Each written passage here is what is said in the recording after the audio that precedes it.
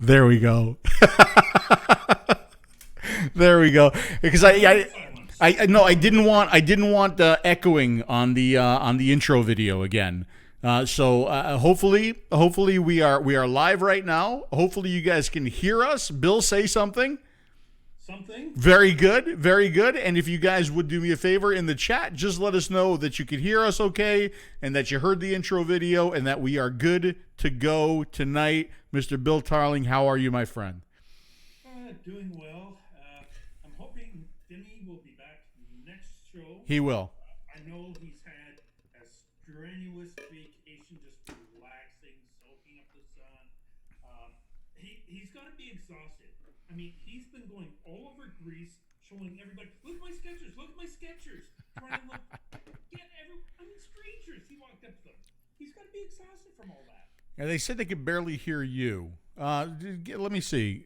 Bill's level is low. Try it now, Bill. Go ahead and say something. Check 1, 2, 3. How about that, guys? Is that better? Well, we got to because it's not real time. See, it takes a little while. Yep, I'm working on that right now. Hopefully, Bill is going to sound better as soon as he can start talking again. So I think, Bill, I think I asked you how you were doing, and then you were busting Dimitri's balls about Skechers. Try again, Bill. Give me a volume check. Let's make sure that we can hear Bill. Okay. Check 1, 2, 3. Check 1, 2, 3. Much better. There we go. That's what we want. Okay. Yeah. There was a button I forgot to push. Hey, you know what? I'm still a rookie at this. Still, I mean, I started the show. We did the intro video. Still doing pretty good. Hey, you're doing better than when Dimitri first started.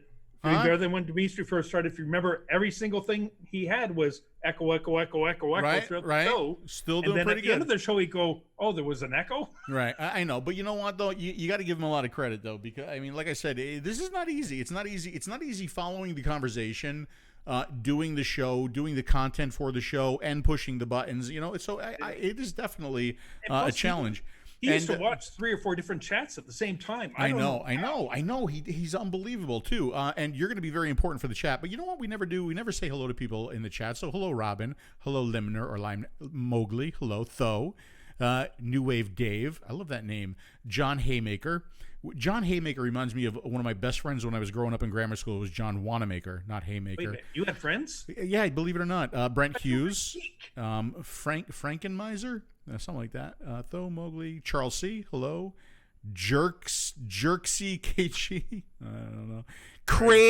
Craig is here. Who else did I see here? Pete, Nikas, Mike.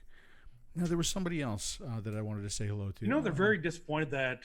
God, why are you very disappointed? They're going, Dimitri really looks different now. Yeah, I know you do. Oh, Marshall Keith is here too. You do. You look substantially different, Dimitri. But you know, it just makes me laugh.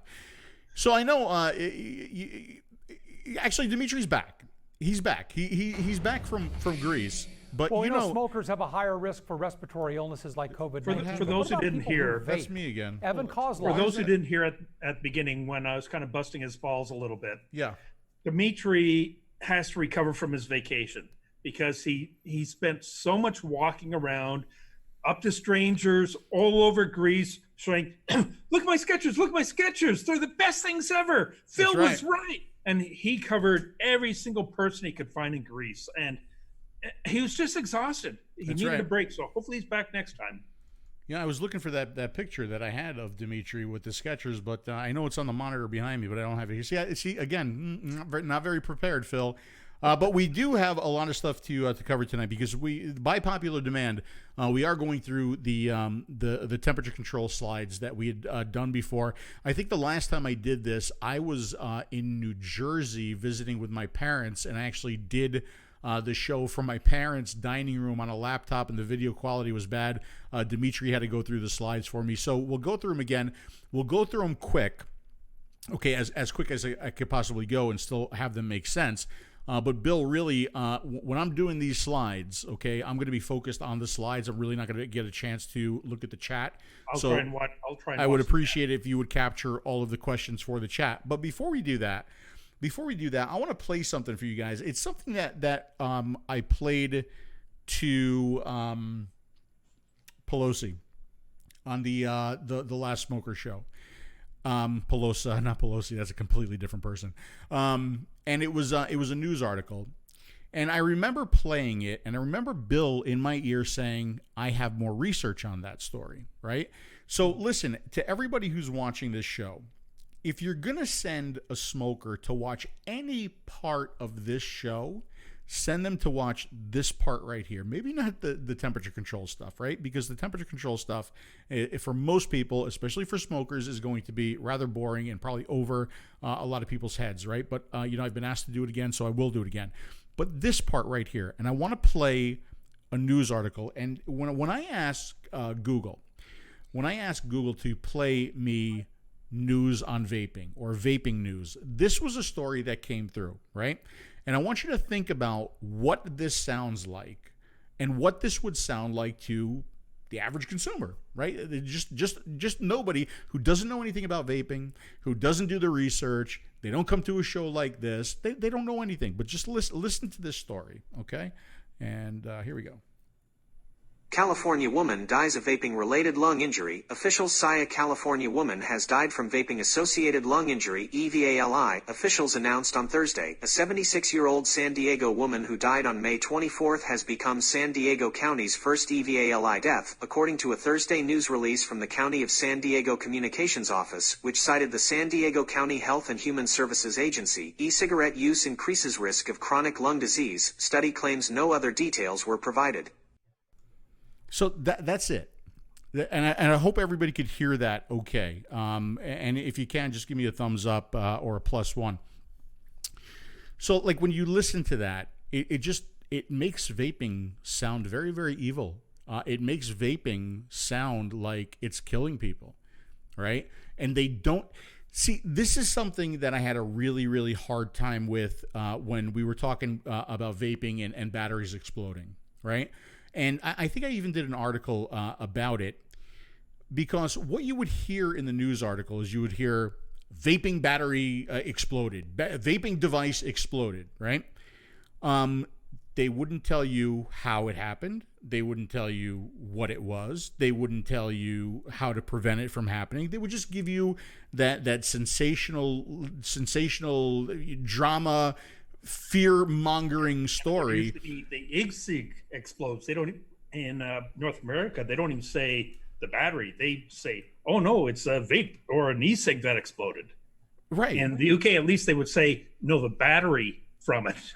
Well, I mean, in some cases, it's even like the vaping device is getting blamed, even if the vaping device is up on a shelf and the battery that goes in there is in your pocket, completely unprotected, touches keys and ignites itself, right? And shorts out and goes thermal on you, right?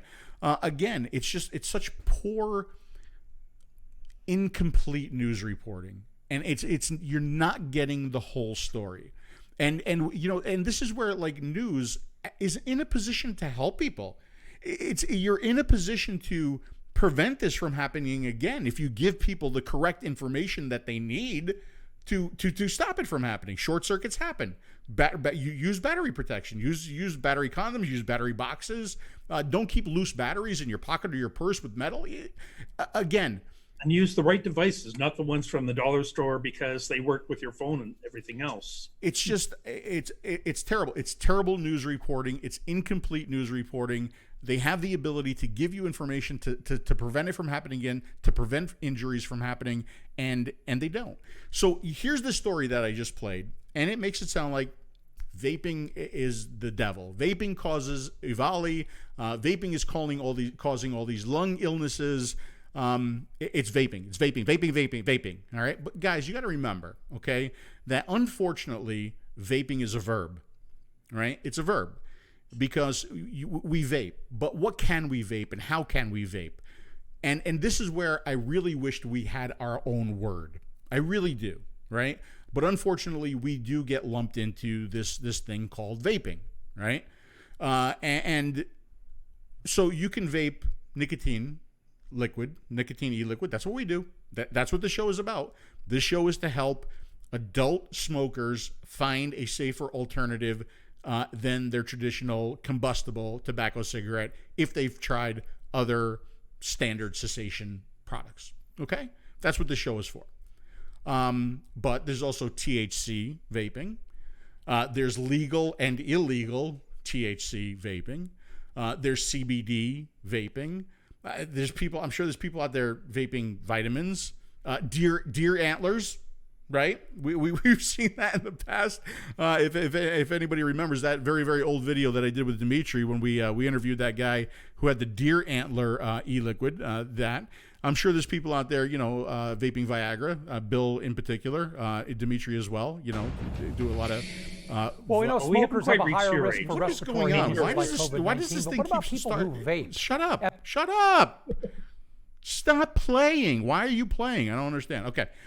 But, so Bill said, I have the real information on that story, because if you listen to the story, they're just mentioning vaping. Vaping causes 𝗧𝗵𝗲, right? So, Bill, what did you find out when you dug deeper into that story? Well, I started checking not just San Diego where that happened, but I started checking, cross-referencing a lot of the newspapers in different states talking about same thing happening there and there are people dying there. And I found they were using a lot of the same wording and almost the exact same sentences each time.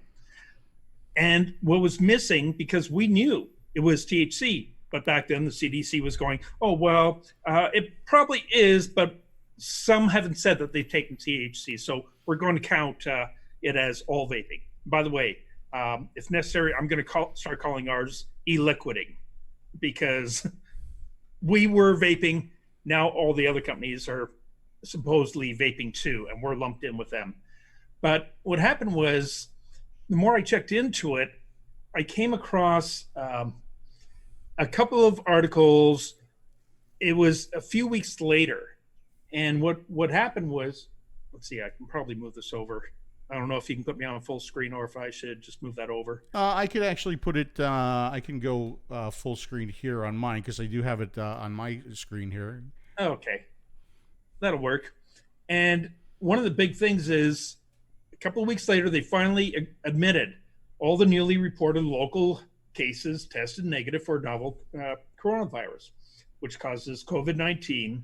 And they all reported recently vaping products containing THC. And then the actual article itself starts off with about the 76-year-old woman who died on May 24th. So you can see that was basically almost 2 or 3 weeks later that the media started saying, it was THC. And then that was basically it. It was a case of, well, we've told people, so we don't have to really bother expanding anymore. The whole vaping thing's done. We'll put that in the bin with vaping kills everybody when we need to bring it up again. But that's all they put. Once they did, they basically pulled a CDC move, where once it had been shown that it was THC, nothing to do with e-liquiding or e-liquid vapor products. We tried EVP instead of vaping, just to give us some separation. Now I'm going to start calling it e-liquiding. Get some sort of separation, because we aren't cannabis, we aren't THC, we aren't CBD, we aren't ABC, whatever that stuff is. So they pulled the CDC. CDC knew about a day and a half afterwards. They put out to the industry, hey, people are dying from some weird vaping products. within a day and a half, the vape industry, the e-liquid vape industry, found the source, said, yeah, it's here. These dank cartridges, which are illegal THC, adulterated, they have nothing to do with us. And CDC said, well, that not all the people have admitted breaking the law using THC where they aren't allowed to. Some of the students haven't confessed to breaking the law. They're just saying, oh, no, I just vape.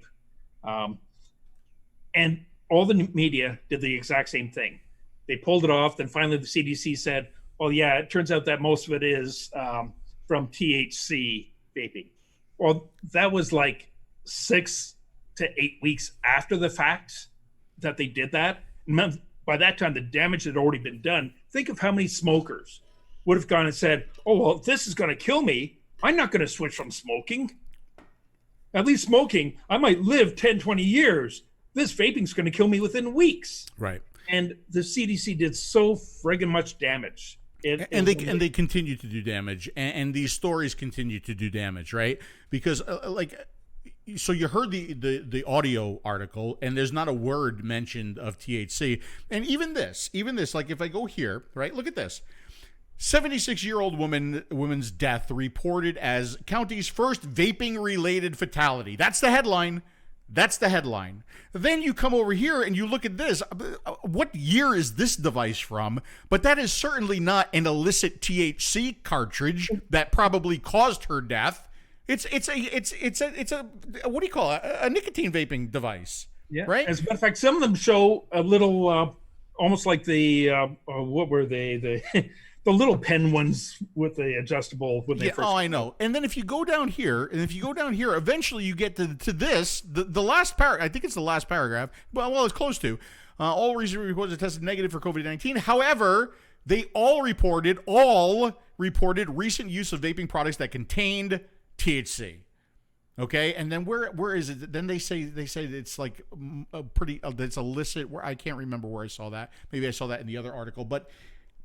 It's the headline is wrong, the images are wrong, and it hurts the industry over and over and over again.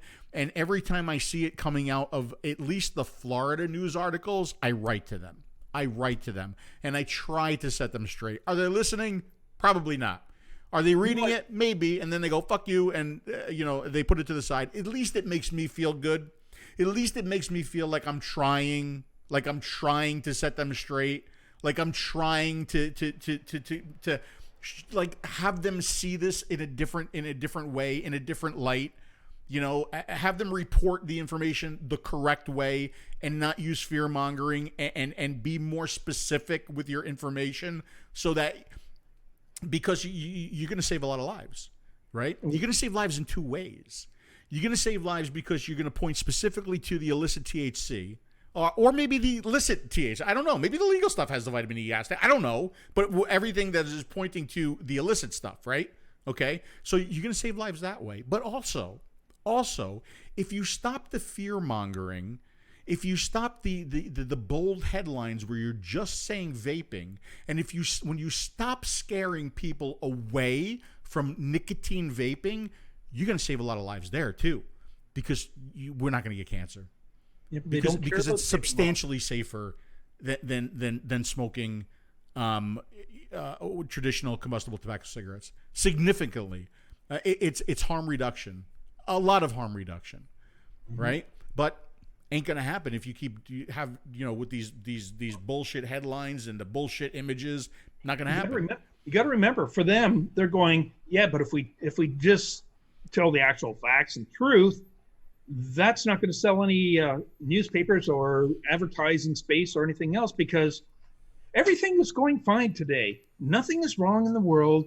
This has nothing to do with that product. People don't want to hear that. They want to hear, oh my God, we're all going to die. You got to listen to us. Pay attention to us. We're the ones to listen. This is going to kill you, and we're trying to save you. That is there. Well, I tell you what, like the trailer from a movie. I tell you what, at this point, I'm sick of that kind of news reporting. I am so sick of that kind of news reporting, because every time I turn on the TV, it's nothing but bad news. It's nothing but journalism bad news. used to have fact checking. It's now nothing but drama. And like you literally get 5 minutes of news and 3 hours of commentary and 3 hours of opinion, right? I wished there was a news media outlet that gave you just facts, and then allowed you as a human being to make up your own mind, right? No opinion, just facts. And I'm sure there's news outlets like that. Or how about a news media outlet where they put a positive spin on everything, where they look at it from a positive light instead of always negative, always negative. It's not doing anybody good. It's not doing anybody good. It's really not. If anything, it's making mental anguish and mental health. It's making it degrade in this country and other countries as well. I mean, I just heard a story today that like mental health and medicines to fight depression and to fight anxiety, it's like through the roof right now. It's through the roof because people have they've had it. I personally have to shut the news off and walk away for a couple of days. I have to, because I get so anxious and I get so much anxiety when I watch the news that it's like I got to walk away from it. It's terrible. I know sensationalism sells. I know it does. And I mean, back in the nightclub days, we said sex sells, right? Because sex did sell, right? So we always had like the edgy contest or the edgy music or the edgy commercial. I get that. You DJing in the thong was classic. But it's just at this point, you got to see the decline in people's mental state, and we just. I think people just need a break. I know. Journalism used to also use a thing called fact checking. Now, you look at most of these universities, colleges, and all these elite places, and just what they're doing with, oh no, we got to ban vaping because that's going to kill our students and all this sort of stuff. You got to wonder what their education level is like. And then you look at stuff like California with Glance, where they're bringing in $20 million to do. Well, we know smokers have a higher risk for which he doesn't even do a study. He actually just repeats previous studies which were already debunked, and they get $20 million for that. So it's a moneymaker. But I'm sure that all the journalism classes now are no longer journalism classes. They should be called Google News classes, because that's all the reporters do is, okay, Google, what's the answer? Okay, cut, paste, here's my news article. And that's all they're doing. Now, for the ants, you also have to remember the ants are the anti-zealots. For those who are smokers just converting, you'll hear us say ants a lot. They're the anti-nicotine and tobacco zealots. What they do is they can make up anything they want. It doesn't have to be factual. And they're even allowed to market and advertise misrepresented facts. We are not. As a matter of fact, the FDA bans us from comparative or even debating the facts in commercials and stuff. So our hands are tied. But the other thing they get to do is, besides making up anything they want, they intentionally, and the media does this as well now too, they intentionally leave out certain details. And what they do is they let the person reading, they say like, oh, vaping amongst youth has increased 900% over the past couple of years. Well, if you start off when it's not even available anywhere and you have maybe one person, and then a few years later, a couple of shops open and you might have 10 people, just as an example. Well, yeah, there's your exponentially, oh my God, it's a huge number. They use mathematics to kind of conflate or mislead. Now, what they also don't tell people is that, by the way, those kids are not smoking now.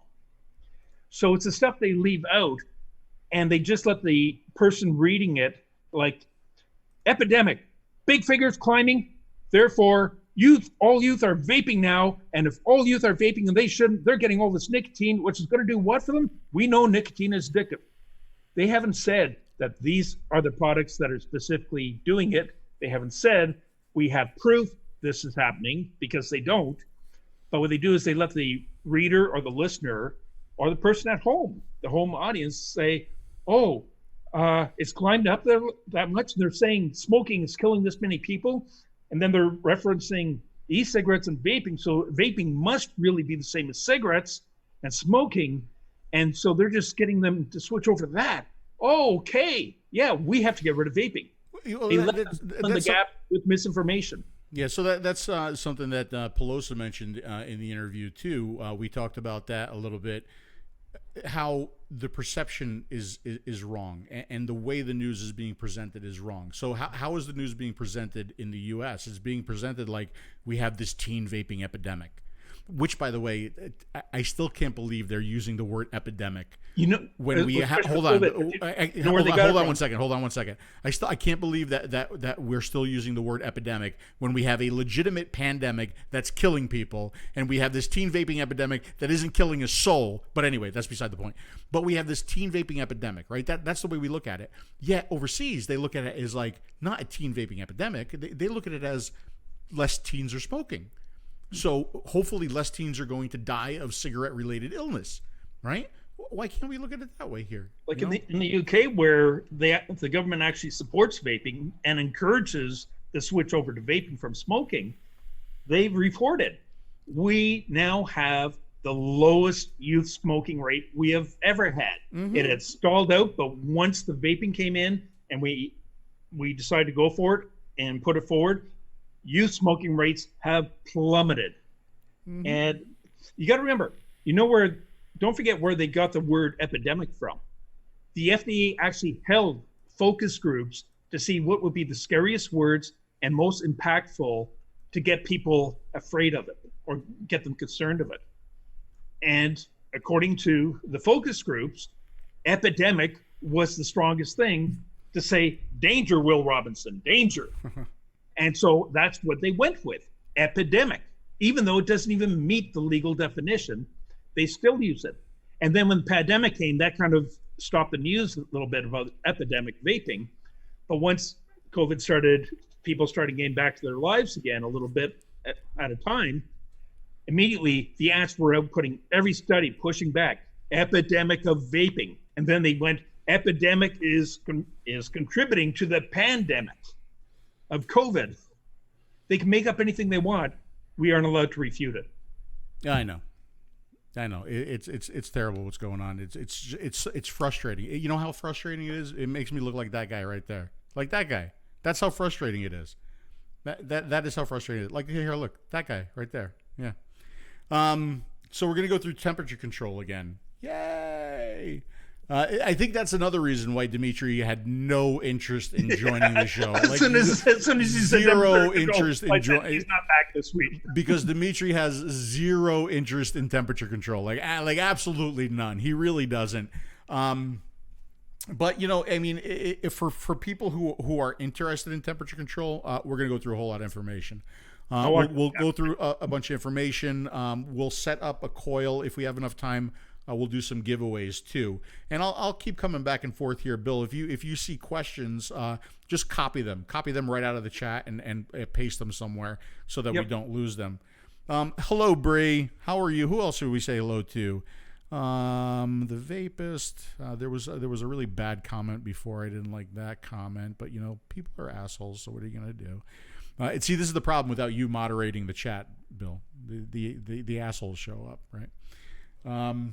All right, so let's get into to temperature control. And you see more coming soon because that was what the original slide said. But temperature control, what is it? What is it? See what it is. There's a little thermometer in your atomizer that measures the temperature of the coil. Oh, if only it was that, but no, it's not. No, it's not. So it was introduced by Evolve. I think everybody knows who Evolve is, the creators of the DNA board and the Darwin. And it was in 2014. It was introduced as a way for temperature of the coil safety, consistency, avoiding dry hits, which is probably the primary reason why I still use it. The original coil material that was introduced to do temperature control was nickel 200. We'll talk about why that was. The first board to support it was the Evolve DNA 40. And really, if you think about it, this is the second time, Bill. This is the second time that Evolve has changed the world of vaping. Love them or not, okay? But they have. Number one, they moved us out of voltage into wattage, right? Number two, they gave us temperature control. And if you don't think that changed thing, well, look at just about, every full-featured device. Every full-featured device pretty much has temperature control. Yeah, thanks, Bob. It was good being over on Scott's show. I was on Scott's show, like, right before this show. Like, I had to leave and, like, set up this show, and still, it's running very well. Still. Went from Scott's show right to this show, and still, it's running very well. Well, Quite literally, within minutes. Within minutes. I've got to go. 10 minutes, I'm live. Yeah. Like, if anybody wants to make a donation for that, yeah, I'd appreciate it. Now I sound like another reviewer. You still don't know where to get your money when everyone I still have no idea where that money goes. All right. So how does it work? And how it works is the reason why it's a problem, right? It works by measuring the change of resistance in a coil as that coil heats up. And if you know the starting resistance of the coil and you know the baseline temperature, then you're able to assume, not directly measure, you're able to assume the temperature of the coil based on the resistance change, right? So again, here, this is why it is so important that you mate a cool atomizer to a cool mod. If you have an atomizer that has a little bit of heat on it, a little bit of heat buildup, and you mate it, it's going to be the wrong baseline resistance, and it's not going to work, right? And let's see, since different wires, resistance is changed at a different heat up. This is why it's important to know the wire. Okay, so we're going to talk about TCR. We're going to talk about the temperature coefficient of resistance and what the hell that TCR number is. So here's what I'm going to go back to this side by side. Maybe I'll go to I haven't pushed this button yet. Let me push that button. I'm going to tell you exactly how I was introduced to temperature control. Brandon from Evolve, we were doing a show in Vegas, 2014, right? He says, hey, I want you to go to lunch with me. I got something to show you. All right. I'm like, okay. He hands me a device, and he hands me a tank, and the tank is bone dry. He's like, vape it. And I'm like, I'm not vaping that. The tank is bone dry. He's like, vape it. I was like, all right, I'll vape it. And I push the button, and really nothing. Thank you, Bruni. I appreciate it. You're just donating to. We're not sure because we don't know where the money's going. But it's either my retirement fund or Dimitri's new Skechers fund. So I vaped it, and I'm like, wow, why is it not burning the cotton? He's like, because we have temperature control. We have temperature control working. And I was like, wow. This is going to change everything. Here's where my mind instantly went. E-liquid companies are going to be able to say to you, our e-liquid is best vaped at 425.3 degrees, right? And that's going to bring out these notes. But if you vape it at this temperature, it's going to bring out these notes, right? That's where my mind went. I was like, wow, this is going to change everything. Boy, was I wrong. Boy, was I wrong, because it was just never that accurate. So let's go back to the slides, and we'll go to this next slide. So, like, what do I think about it now? It's difficult to use. It's difficult to set up. It's very, very inconsistent. It's very inaccurate, and it's not for beginners. So you can see my initial opinion was much different once I started actually using the technology. So it is a challenge to use the technology and use it well. And I think I added a slide here. I'm not sure if the slide is here. What about replay? Yeah, this is a slide that was not in the original slide set when we talked about temperature control. What about replay? Replay was introduced by Evolve in 2018 with the DNA75C and the DNA250C. And I have a question here. Why wasn't it? I have adapted, but really adopted is what I want to do there. Why wasn't replay adopted? You know what? I between temperature control and replay, I wished replay was adopted by more companies other than just Evolve. Now maybe they're afraid of like Evolve, because I'm sure they have a patent on replay, but you really only see that technology on a DNA board. And replay, it's not really temperature control. So how replay works is, you basically have a replay button on your mod, and you use your mod. And when you have a hit that you like, right? When you have it perfectly adjusted and you have a hit that you like, you hit the replay button and it recreates that puff over and over and over again, right? It's kind of like temperature control for dummies because it is getting you to that same temperature over and over and over again. But the good thing about it is that it will back off if your e-liquid runs dry. The bad thing here is that you do have to use a temperature control material coil. So you're limited to the materials that we are going to talk about. But I think replay would have been more adopted by people because it's just easier to use. It's very, very easy to use, and you don't wind up getting that burnt cotton flavor if you accidentally let your tank run dry, which I have done on occasion. So that's replay. Now, why do I continue to use it? Why do I still like it? Why do I still, build a temperature control build every now and then and still use it? Because it's a very, very consistent vape if you get it working the right way. It is a very, very fast ramp up time without overshooting, which we're going to talk more about. No dry hits when the tank is empty. Look, okay, for as long as I have been vaping, I still accidentally every now and then let my tank run dry, right? And you don't realize it until you hit it and it's like, ooh, that doesn't taste good at all. And really, mouth to lung low wattage vaping, you will sense it before you get like that mouth of liquid hot magma or like a really, really burnt up cotton wick, right? But if you are a little bit higher wattage and you let your tank run dry, you're gonna run into it. It's going to hit you a lot harder than if you're a low wattage mouth to lung vapor. All right, so let's go back here. Avoid bad stuff. Yeah, bad stuff gets created as you overheat liquid. Reduce flavor creep when changing flavors. That's kind of a cool one.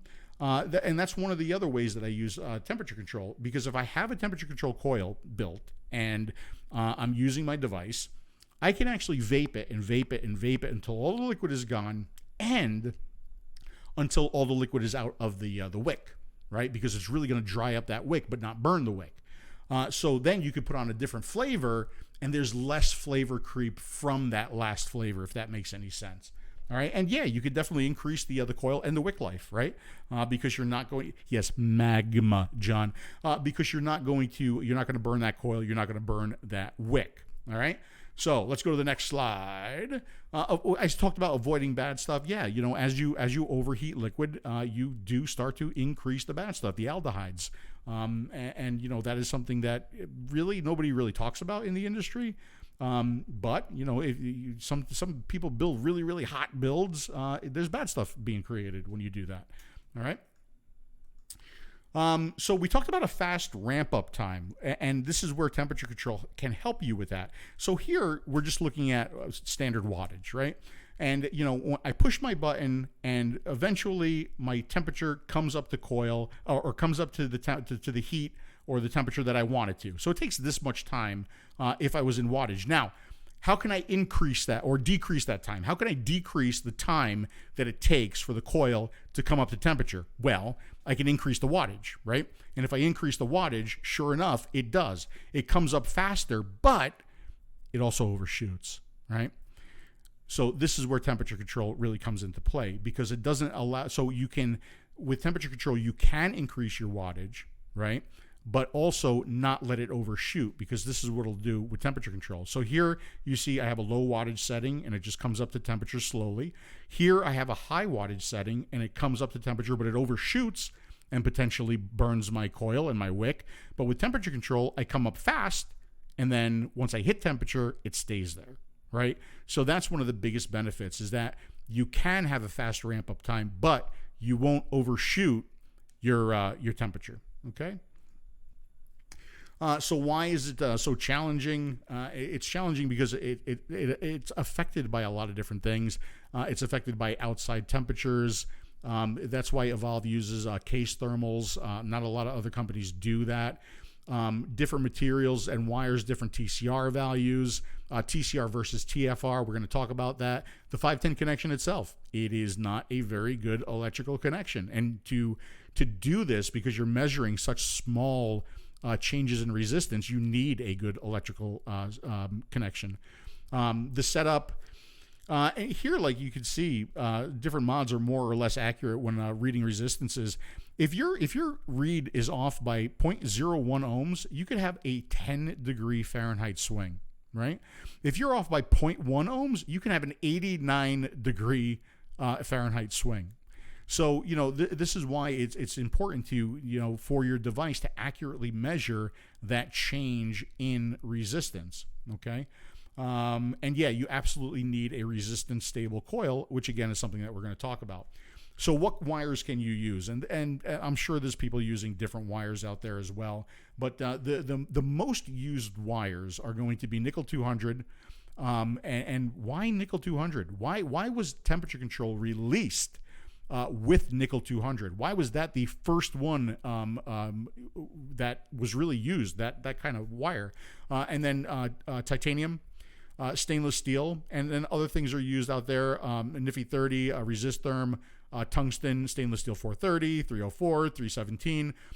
So there's a lot of different materials that can be used, but Ksynthal is not one of them. And we'll talk about why, and this is why right here. Because of the TCR value of Ksynthal, and it's 0.0002. It's very low compared to these other ones. And so what does the TCR define? What does that tell you? What does the TCR tell you? TCR tells you how the resistance changes as the material heats up, okay? So if we look at this graph here, you'll notice that the resistance is changing the most on this material. What is that material? That material is nickel, right?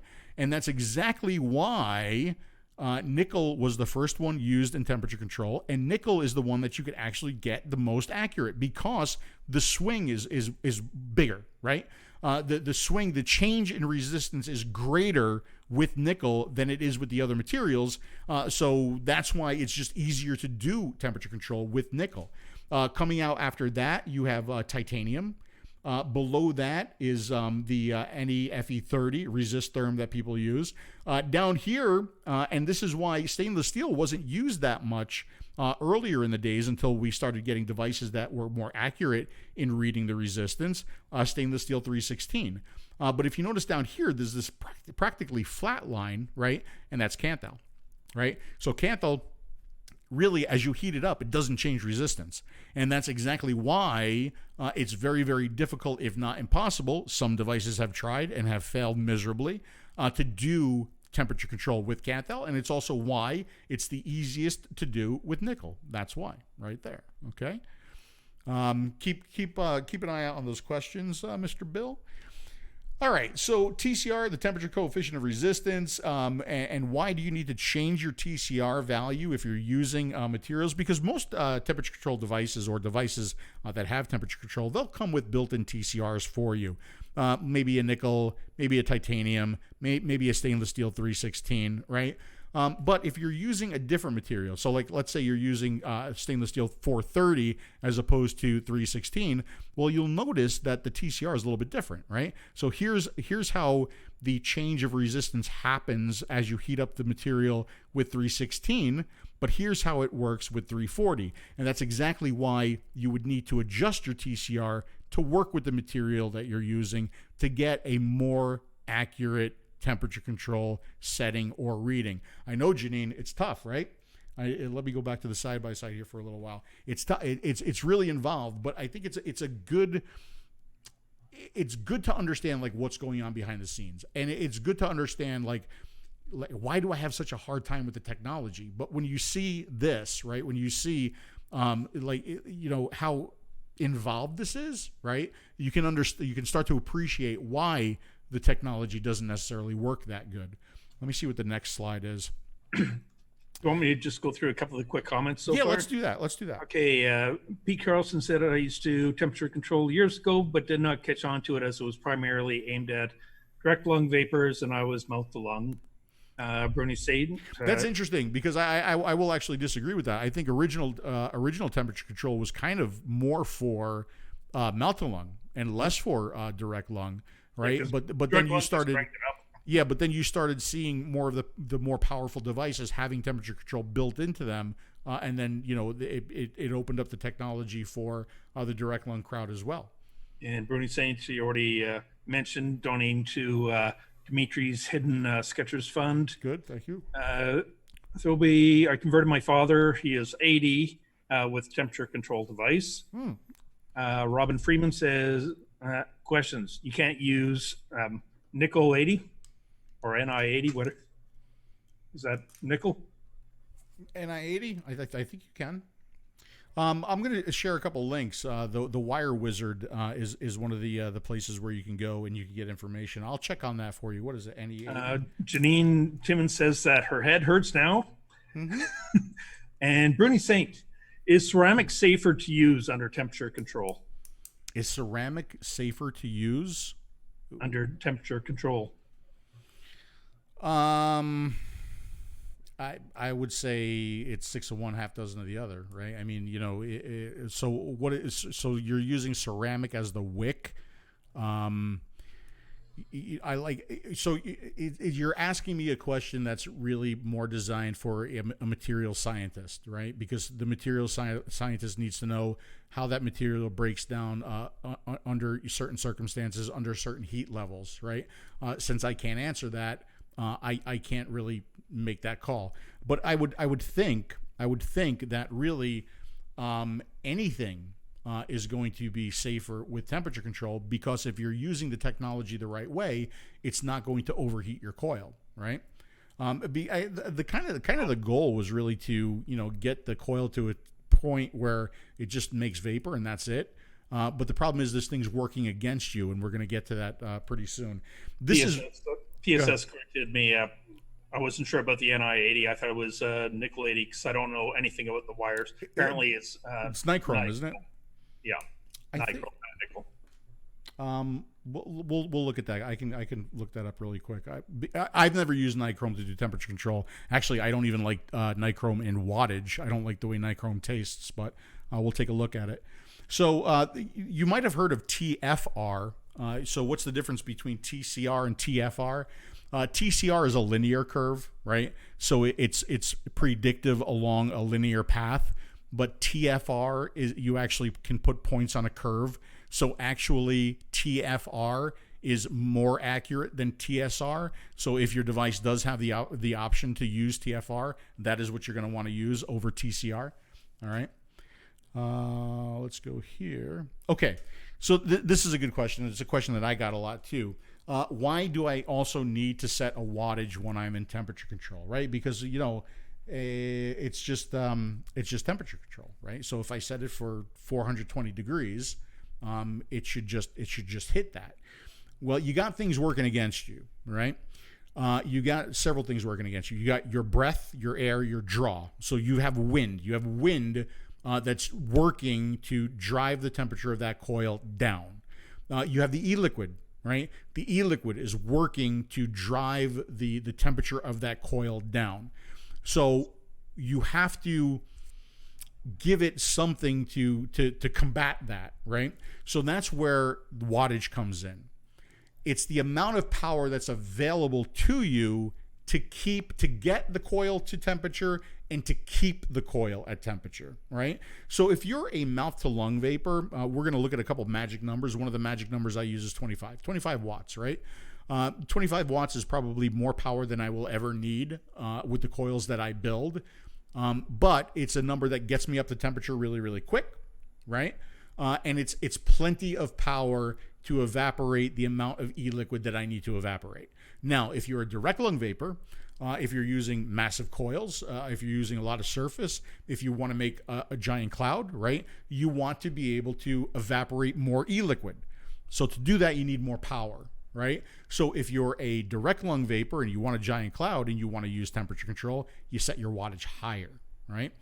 So that's really why you're going to set different wattages if you're using temperature control, and where you set that is really going to depend on where you vape. Now, in a perfect world, right, if you're using a really good temperature control device, set it to the maximum, right? So you could set it for 300 watts. It's never going to hit 300 watts. It's going to go up just to the point where it gets that coil up to temperature, and then it's going to shut the wattage down, or not down, but make it really, really small just to maintain that temperature. So we talked about, some of the different things here that work against it: air, liquid, thermal mass. And then we talked about MTL and DL and the difference in wattage settings that you would want there. So for best results, you want to set up the mod. What I always did, and we're going to take a look at a device that works really, really well for temperature control. I wouldn't consider it best in class, but we are going to take a look at it. But you want to set up the mod for everything first, right? So set the mod for temperature control. Set your wattage first. Set your coil material first. Set your temperature first. Set everything up before you mount the atomizer. And when you do mount the atomizer, make sure the atomizer is cool. Make sure the device is cool. Okay. Now, if you're not using a pre-built coil, you do want a stable resistance coil. So when I say stable resistance, you don't want that coil to change in resistance over time. Well, over time it might a little bit. That happens with all coils, but you don't want to create a hot spot and have it really, really change. So you want that coil to be as resistant stable as possible. That is another reason why, if you ever see me do a build, you see me do a spaced coil, right? Because when you see people do a touching coil, you might notice as they do the build, they want to get an even glow on that coil. So they kind of fire it, they look for an even glow, and they brush it, and they brush it, and they brush it. Brush it is basically just kind of like run a screwdriver over it, and then eventually you get an even glow. So you've gotten all the hot spots out of it, and it becomes, relatively stable at that point. But those hot spots could reappear. With a spaced coil, it's not going to happen. It's going to be a much more stable coil and a much better coil for temperature control. Believe me, I've tried this. So that's the coil, and then start low. Try 370 degrees. So for mouth to lung, I always start down at 370. I start at 370 and 25 watts. Why do I do that? Well, if I did something wrong, or if the mod does something wrong, I don't get a mouth of liquid hot magma, right? So that's really why I start low. But I would hope once I start there, I can quickly work up, and where I usually wind up being is right around 420 degrees. That's really where I kind of want to be. All right. Bill, any questions? Yeah, a couple of questions and a couple of comments. Pete Carlson, Phil, what low power mouth to lung tanks were around when temperature control took off? Just don't recall them. And 𝗀𝗲𝗀𝗀s. They were more expensive. Okay. Maybe that's the question. Back then, most of the good mouth to lungs were high end. Okay. The original Typhoon, the 𝗀𝗲𝗀𝗀s, back then you were kind of limited with mouth to lung atomizers, and most of them were high end. They were pricey back then. Now, less expensive. Greg Dwyer, nichrome is a mix of nickel and chromium, right? I'm not sure. Sounds right. Do you know offhand? Sounds right. No, I don't know for sure, but go ahead. And I've got a couple of things myself too. So I remember when you used to do a lot of the reviews, and you kept going, temperature control's not quite accurate on this one. Temperature control's not accurate on this one. Then you came up with the Oceanus, which unfortunately I wanted to get, and then by the way, nobody had them at the time, and I never did get one, and that's one of the ones I'm still going to try and track down. But you said that one was actually fairly accurate, and I think you said you'd found the Proton was fairly accurate as well. Yeah, the Proton actually does really good temperature control, and the Proton does something that I'm going to show you guys. We'll get to it. That I really like. Okay, so we'll talk about that. We're also going to talk about like what I would consider best in class temperature control from a board perspective. Nichrome is an alloy of nickel and chromium. There you go. Question. Yeah. A thought, because with the Adept, if you can see it, you can actually just have like 4 different settings. Mm-hmm. With the Beep, you can pick 3 different power settings. Why wouldn't a company be able to just say, okay, here are 3 settings. Do you want it cool, medium, or hotter? And just automatically try and at least do a best adjustment that way, so that somebody ancient like me, I know I'm not quite as decrepit as you are, but I am old, and it would confuse the hell out of me. Like I look at this, and when I switch over to the options, I'm going, first of all, I don't know what the difference is between all these different wires, so I wouldn't know which one to go with. I checked with the store and said, can you get in the stainless steel for it? He goes, which one do you want? And I'm going, I don't know.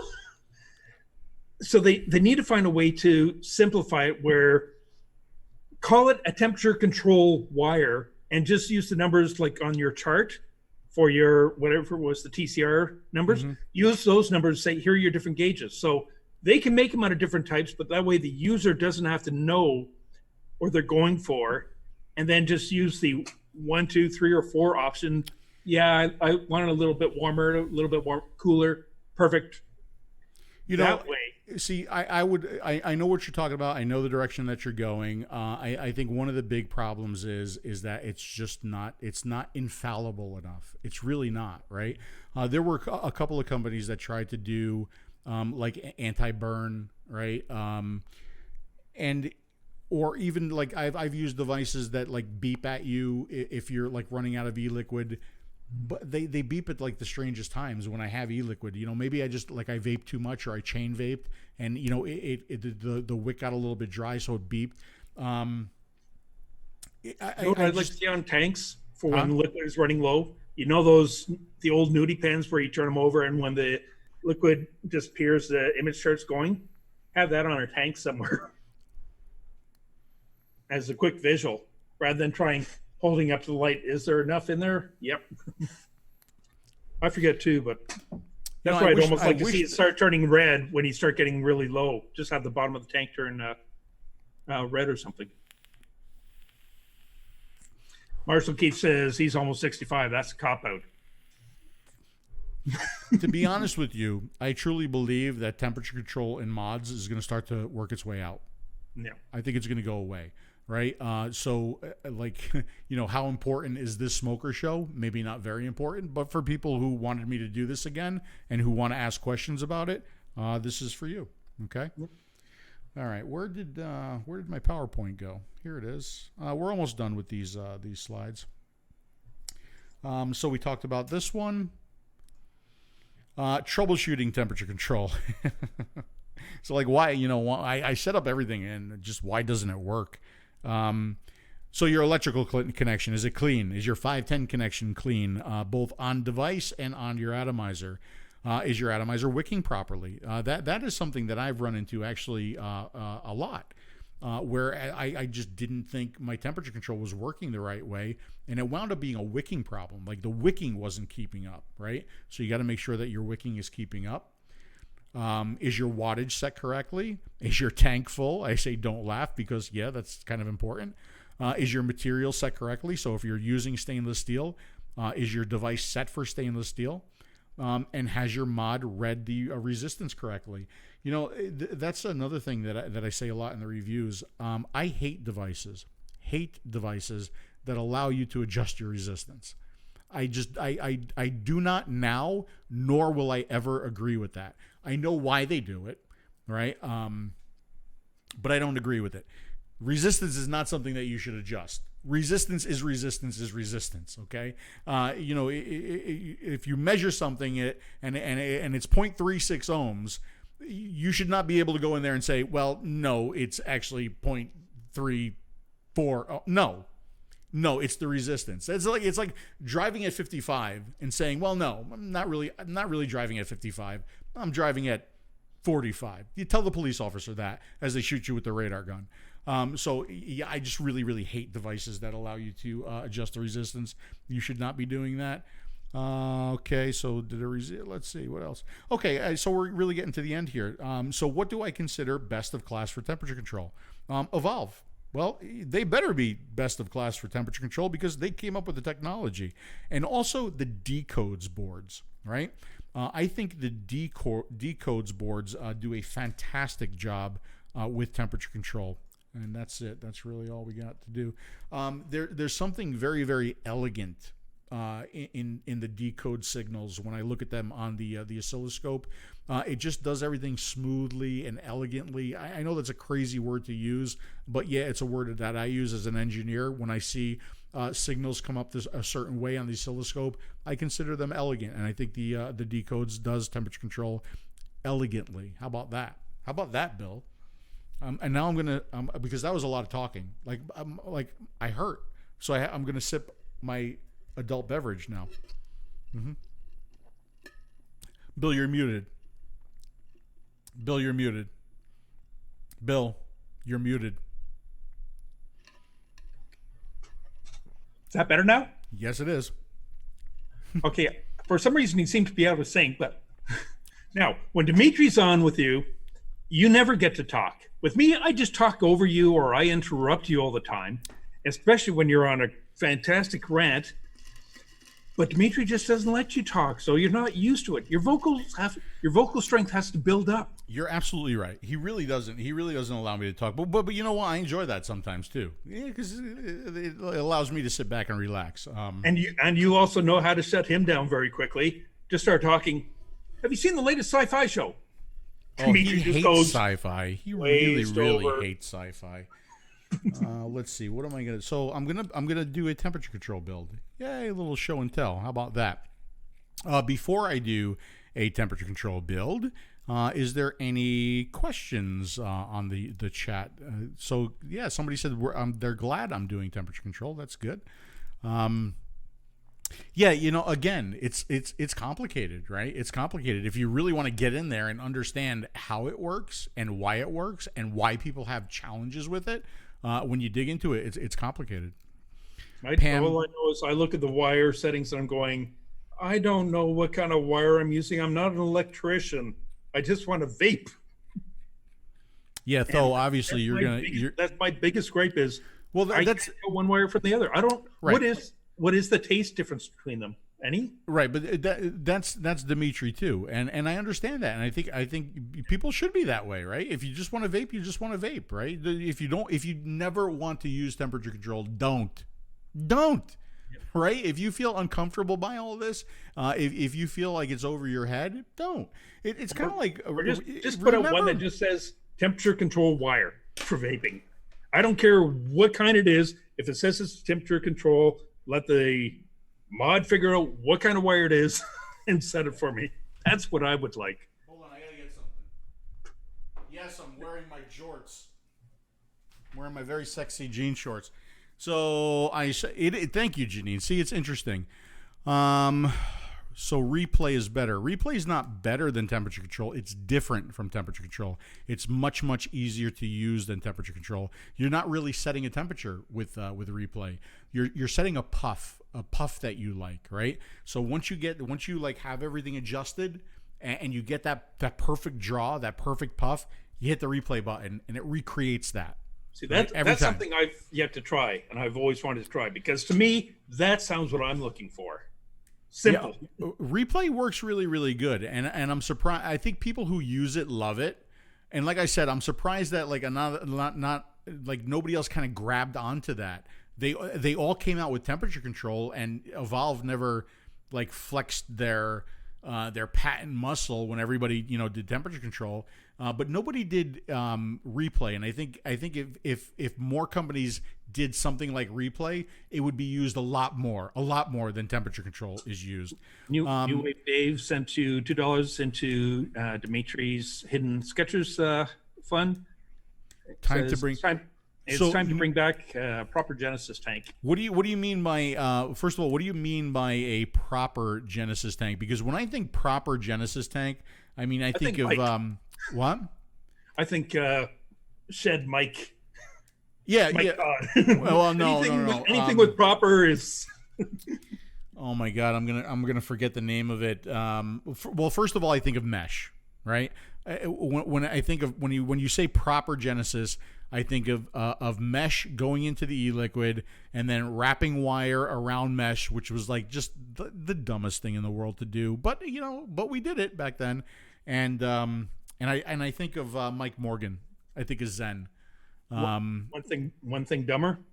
One of the gimmick pens called Monk, which is we're nothing like e-cigs. We use all these natural oil fillers in there. And they actually had on their website what they used to use as the wicking material. Tell me if this sounds like a good idea. Fiberglass was their wicking material that they heated up for vaping. They actually put it on their website. Well, I mean, you think about it. I mean, before cotton, everybody was using silica, right? I mean, that was what was used was silica. And Dimitri, even when cotton came out, Dimitri said he had like some kind of reaction to cotton, and he continued to use silica, but now he uses cotton. And then there was a big rayon thing that like everybody was using rayon for a little while. Yeah. And there were some people really concerned with like what was being released with rayon, and they came to me again. They're like, "Should we use rayon?" I said, "Again, I'm not a materials scientist. I don't know what happens as these materials heat up and break down. But I always tell people the same thing: if you feel uncomfortable using it, don't use it. If there's something about it that you're not sure about and you're questioning, don't use it. Don't do it. Don't. If you feel uncomfortable, don't. That's what I think should happen. Somebody asked before, and I missed it as it went up. They said, how did Evolve change us from voltage to wattage? Can I elaborate? Yeah, because before Evolve came out with this, there it is, the Darwin. Okay, everything was adjusted in voltage, right? Nothing was adjusted in wattage. Nobody even thought about adjusting in wattage. And then the Darwin came out and it changed everything. And then basically from this device on, all devices started adjusting in wattage. So that's really how when I say Evolve changed the face of vaping from voltage to wattage, that's the device right there that did it. Yeah, even the old spinners were voltage. Everything was voltage. Yeah. I remember when Pro Varies voltage first came out as an option that you could adjust, and everyone was like, "Oh my god, best thing ever!" Because back before that, it was just a case of here's the battery. There's one setting. That's it. So all right, I'm just kind of like, blue foam. Yeah, blue foam. Well, don't forget, I use Lipton Pyramid tea bags. I mean, I'm from that era. I am officially from the Lipton Pyramid tea bag era.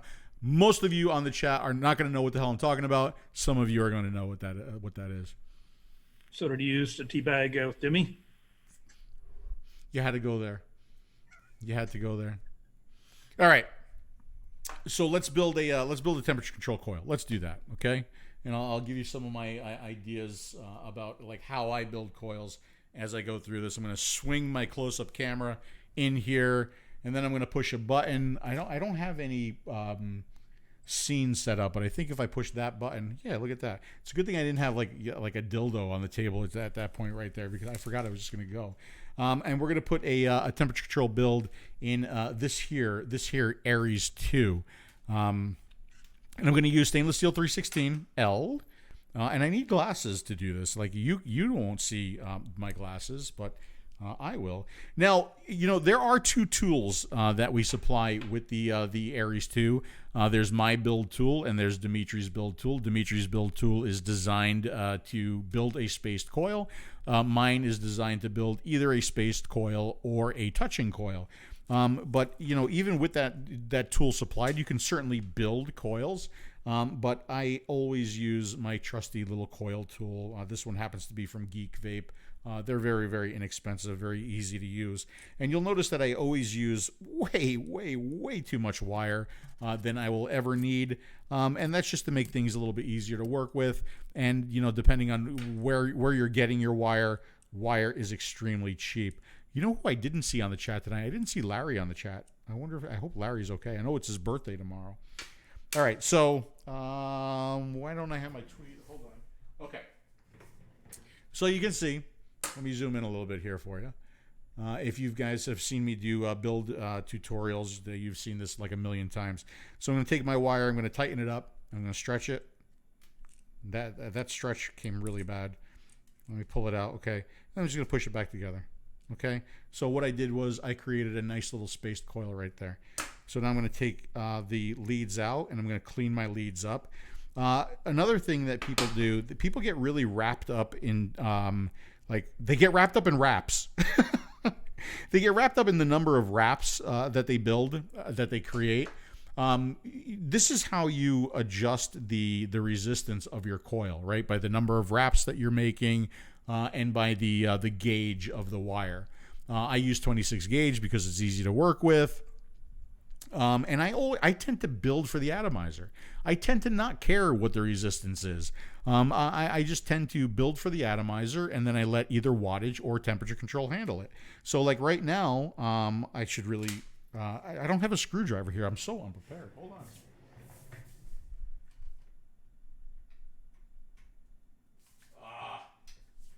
Hang on, I'm coming.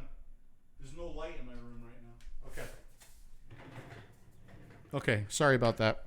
You need to have little intro music. Let's all go to the lobby. Like build music too. All right, so and I build my coil and I see if the coil fits in the atomizer, right? And I can see right now that coil, it'll fit. I could like make it fit, or it'll fit better with one lead pulled out. So I'll do that. I'll pull out a lead, and now it's going to fit just perfectly in there. Beautiful. I'll hold my thumb over the coil. I'll pull the lead down. The Aries 2 is a very, very simple atomizer to work with. All right, and I'll tighten my screw. That's not the right screwdriver. I'll swing this around. Put the coil tool on the other side. Center it. Hold my thumb over it. Pull that lead down, and tighten it up. Yeah, that's not the right size screwdriver. Hold on, it's making me mad. Bill, hey, do me a favor, Bill. Here, talk to people, will you? Okay, let's see. What I'm going to do is switch over to, while he's doing that. All right, that's enough. That's enough, Bill. Good job. Let's all go to the lobby. All right. So I have a better screwdriver now. There we go. I just want to make sure that it's nice and tight. So once that's done, I'm just going to center my coil. This is what I call prettying it up. I'm trying to keep this as in frame as I possibly can. Always difficult to do on camera, especially doing it live. Trim my leads nice and close. You want to do that nice and close because you don't want any shorts. When you screw the bell of the atomizer, you don't want it to touch any of the leads. That's why you trim your leads nice and close. I do like my coils down closer to the airflow, so I push it down a little bit, and there we go. I've got a little temperature control build. I got to wick it, so as I wick it, I'll go back to the side-by-side camera. See, that's what this looks like, by the way. When I'm doing the close-ups, this is exactly what it looks like. It's kind of cool. Actually, you know what I like using for trimming the wires? $1.25. Got 2 nail clippers. Including a small one, which I keep in my pocket with me for when I'm on the road. So I just have a little bit of wire, a little bit of cotton, and wire, and the little mini ones. But these trim so close to it, and it makes it easy without having to dig in there. Yeah, people. It works great. People swear by those nail clippers, but I like the accuracy that I get from one of these, and this one doesn't even have it, but.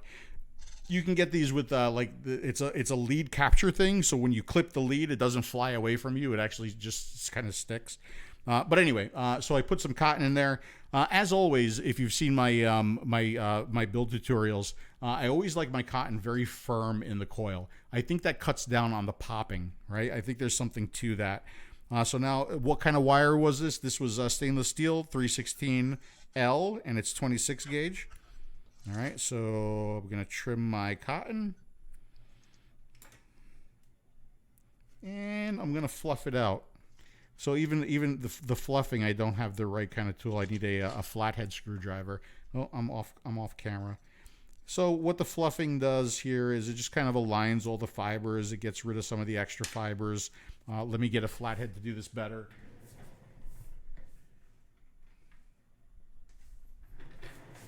Okay, yes, very, very unprepared tonight without having the proper tools. And this actually does improve wicking performance too. So you can see some of the material that's starting to come out as I brush this. It's funny because Dimitri just did a build tutorial on the platform group today too. Okay, and I'm just gonna push that cotton down in the wick channels. I still like in the Aries one those little halves. I know you do. I can understand why you need to change them, but I just found that they just made life so easy. I know, but this you can set without wetting the cotton though. All right, and we're going to juice this up. What do you think we're going to use to juice this up, Bill? Probably the number one selling, number one best selling. Oh, watermelon peach has taken over number one. Number one best selling flavor in the unsalted line, the watermelon peach, the delicious watermelon peach. This is going to be 12 milligram because that is what I vape. We'll go ahead and wet this wick. Okay. And then we'll button it up. Now, normally I would test it first, so I mean, I can certainly do that. I'm guessing the resistance is going to come out somewhere around 0.5 ohms, I bet. Let's see where I am.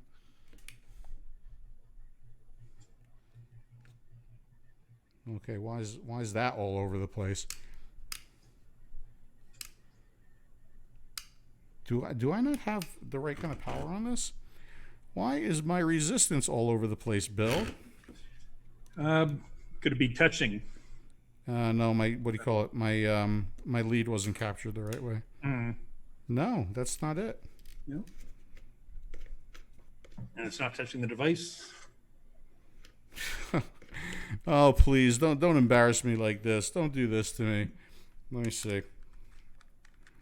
All right, go ahead, Bill. Take it away. Take it away, Bill. Okay. While you work on that, what I'm going to do is, if you want to switch me to full screen, I'll do a bit of news catch up while you get that ready. Yeah, go ahead. That'll give you a few minutes. Okay. Well, I guess I'll have to move over. I'll shift that over to here, and I'll move out of the way a bit. Yeah. Anyone see that? Anyhow, on the Vape Distortion page, just going through some of the recent news. There we go. I can't center this. Well, I'll just read through it. Birmingham City Council in the UK, they've now decided, hey, guess what? We should be promoting vaping. It definitely is better than smoking, and it's been helping it's been great for helping with the cessation. So again, UK, they've watched, they've tried it, they've tested, and they're going, yeah, this is really helping getting our smoking rates down. New Zealand, they're now looking at bans and restrictions again. The health minister says she's hoping to sneak passing the bill through. So that's still up in the air. That's going to be happening. And BC, Canada, where I am, yeah, we've got all kinds of restrictions, bans, NIC caps, and taxes about to kick into gear. September 15th is when the labels and stuff start. New Nicotine Alliance, they've got smokers conversion webinar to find out how to improve the conversion rates for people switching over to vaping. Now, a couple of big things. This one is FDA notifies companies, including Puff Bar, to remove flavored disposable e-cigarettes and youth appealing e-liquids from the market. What's funny is about a week or two beforehand in the news, it was, well, Puff Bars decided they want to pull their products off the U.S. market because they just don't feel it's big enough market for them. And then we find out, yeah, it's probably because they got the FDA warning letter. So again, what it shows is that FDA is slowly going to start going after things. And again, it's because they don't have a PMTA filed. Now, most companies won't. They don't have to yet, but they still had to register their products and so on. And the Puff Bars and so forth came out after the registration period, in which case they do have to file for a PMTA first. So a lot of companies are releasing new products saying, oh, well, everyone's putting out new stuff. Everyone wants new stuff. Nobody's going to do anything about it anyhow. Yeah, guess what? FDA is starting to catch on with that and moving on to it. Let's see. Another New Zealand is going for a public ban. You can't vape in public in some areas. Boston, Massachusetts, they're putting campus bans where vaping is banned on campus because it will look bad and get people to think it's smoking and so forth, the usual stuff. Italy, heat not burn. They're getting a reduced tax rate. Now, here's something about with the IQOS and so forth. Even in Canada, they admitted that they aren't worried about losing smokers because they're using the same nicotine and the same boosters that they've got in cigarettes. The boosters are your formaldehyde, all your tars, all the stuff which is really bad for you. That's what boosts the nicotine to make it long-term addictive. And the IQOS does have that, but you're only heating it, so it's not as severe, but they've got most of those chemicals still in there. So they said they aren't worried about losing smokers. But in Italy, what they've done is, rather than their IQOS, which is heat not burn tobacco, it actually is tobacco and a heated element, not burning. They are now going to get the reduced rate of only 25% going rate of tobacco tax because they say, oh, well, it is a harm reduction, which it is. What they don't tell people, for instance, in Canada in the hearing, they said, we're charging the same rate as cigarettes because we don't want people to think that our heat not burn products are just really cheap knockoff gimmicky things that aren't equal in value to their smoking that they're expecting. So that's why we're going to charge the same. But now, if they aren't paying the tobacco tax rate, which is quite high, but they're still charging the same amount as if they were, then that right now they're only paying 1/4 of the amount in tax compared to their cigarette taxes in Italy. They get to pocket that extra 75% that would have been out for taxes. And 75% of that tax amount that they get to keep and pocket, since they're charged the same amount as a pack of cigarettes, is a huge profit boost. So that's something they tend to not tell people. Other news. I'm just waiting for Phil. Whenever Phil gets back, he can pop up the screen. But no, keep going. You're doing good. Canada, the former health minister of Canada has joined the board of directors of Juul in Canada. Isn't that wonderful? I mean, she was very, very anti-vaping when she was the health minister, but now that big money payoff, oh sure, yeah, Juul is a wonderful thing. It's really good it'll help people switch. Complete opposite of what she was saying when she was health minister. Las Vegas has temporary casino bans. You can't smoke or vape in them. And one of the things that I did find was good was anti-vaping marketing. In other words, the stuff from the ants, the anti-vaping marketing is what contributed to the increased youth usage because they're the ones who are doing all the promos and advertising, telling kids, you shouldn't use that. And kids are going, oh yeah, let's use it. I just heard an article or read an article about that. I think it was on my Google feed. And it made sense. Finally, somebody said, look, if you want to get kids to stop vaping, stop fucking talking about vaping. like stop with all the kids don't vape. Like you're basically telling them to vape. Like I swear to God, this industry hasn't come close to marketing to children the way the ants have and the way the anti-vaping organizations have. They're the ones that are creating the vaping epidemic because they keep telling kids not to do it. The more you tell a kid not to do something, the more the kid's going to want to do it. It's ridiculous. Yeah. It was actually a really good article. I put it in the link in the chat, and I definitely encourage everyone to. Pam, listen, Pam was my favorite person just a little while ago. Now I don't like Pam at all. And she knows why. She knows why. I should watch Dimitri's build stream. Ha ha ha. I figured out what was wrong. I was touching. You and Dimitri have to have another coil building contest. We should. But I found out what was wrong. I was touching the what do you call it, the liquid barrier. But remember, I said it was going to come out to about 5 ohms or 0.5 ohms, 0.54. Look at that. How about that, huh? See, I was right. I mean, I screwed it up, but I was right. All right, so let me take this out. Let me make sure that one. Why is that O-ring there? It's okay. Let's tighten this down. Whenever I tighten down an atomizer, this is something that I do right away too. I check the resistance again real quick, right? because I want to make sure the resistance is the same. You can see it is the same because I'm looking out for a short, right? Maybe I didn't trim that lead close enough. Maybe I am touching the bell, and this will tell me that if I have a short or not. Let me go ahead and fill this with the #1 best-selling flavor in the unsalted line, the watermelon peach, and I will go ahead, once this is full, I will go ahead and set up the, what are we going to use? We're going to use a proton because I want to show you something that it does that I really like when it comes to temperature control. So remember, one of the things that I said I want to do is I really want to set up my device for temperature control first before I do it. So let's zoom out a little bit here and look at the proton. I happen to already have this set up a little bit high on the wattage, 40 watts there. I can go ahead and change that. I think if I go like that, there we go.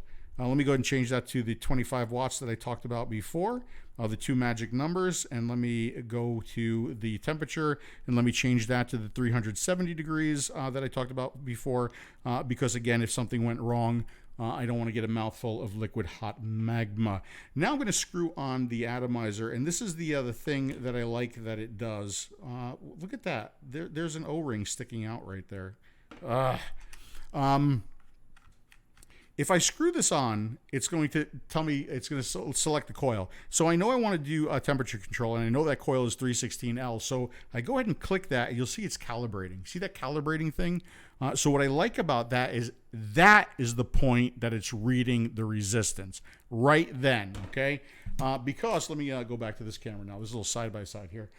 Because there are a lot of devices that will read that resistance as soon as it makes contact. Right? And it says, boom, that's the resistance. That's the resistance right there. Well, as you can imagine, the resistance as soon as it makes contact versus that fully screwed down resistance are two different numbers, right? So I like devices that either allow you to reread your resistance. This is when it comes to temperature control, guys. Or a device like this that doesn't read the resistance until you say, hey, yes, I want to do temperature control, and this is the coil material, and then it reads the resistance. I like that a lot. All right, so I am 370 degrees, 25 watts, and it's good because it's too cool, right? That's where I want it to be.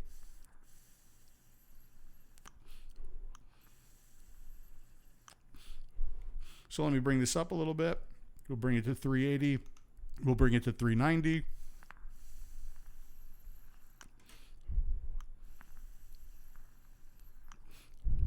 It's pretty much exactly where it needs to be. I'm going to go to we're going to go 400 degrees. So 400 degrees right there.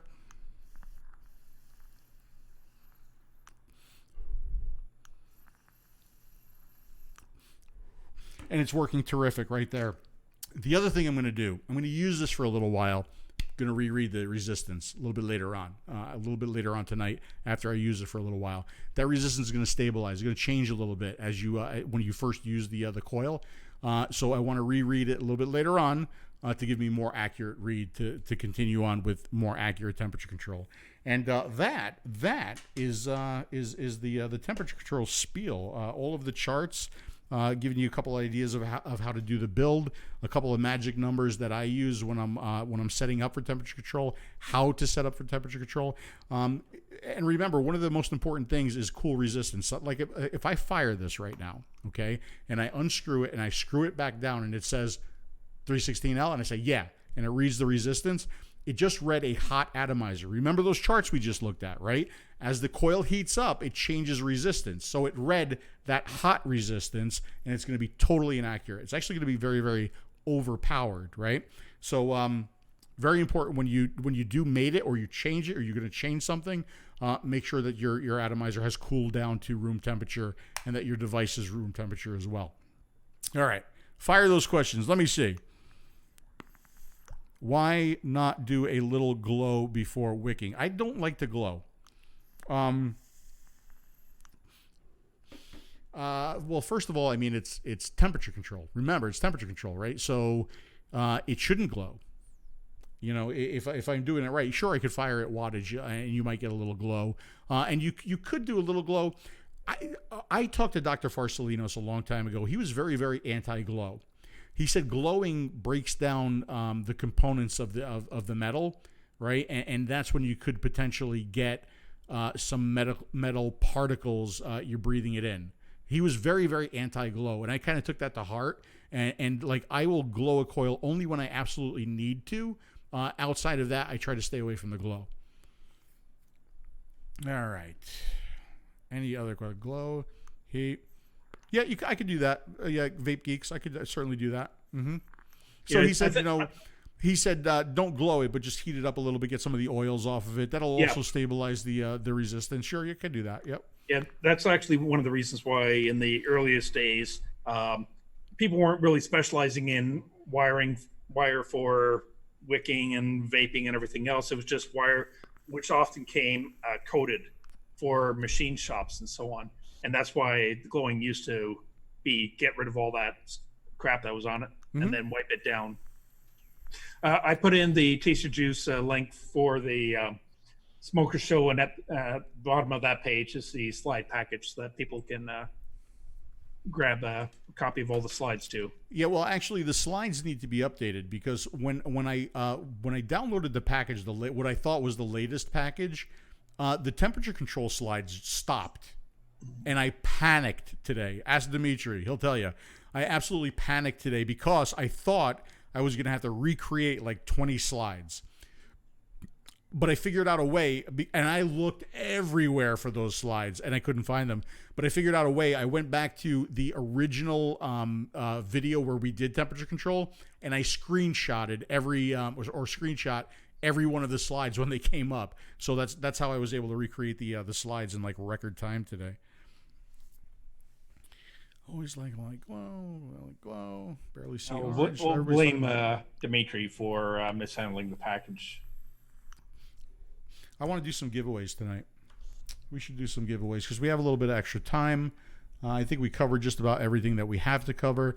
I'm pretty sure we are going to do the DP show next Tuesday, and I'm pretty sure will be here for that. I'm pretty sure Dimitri will be back for that. Again, for the Smoker Show, we are certainly running out of ideas. We've touched on a lot of stuff. You know what I'd almost like to see on the Smoker Show?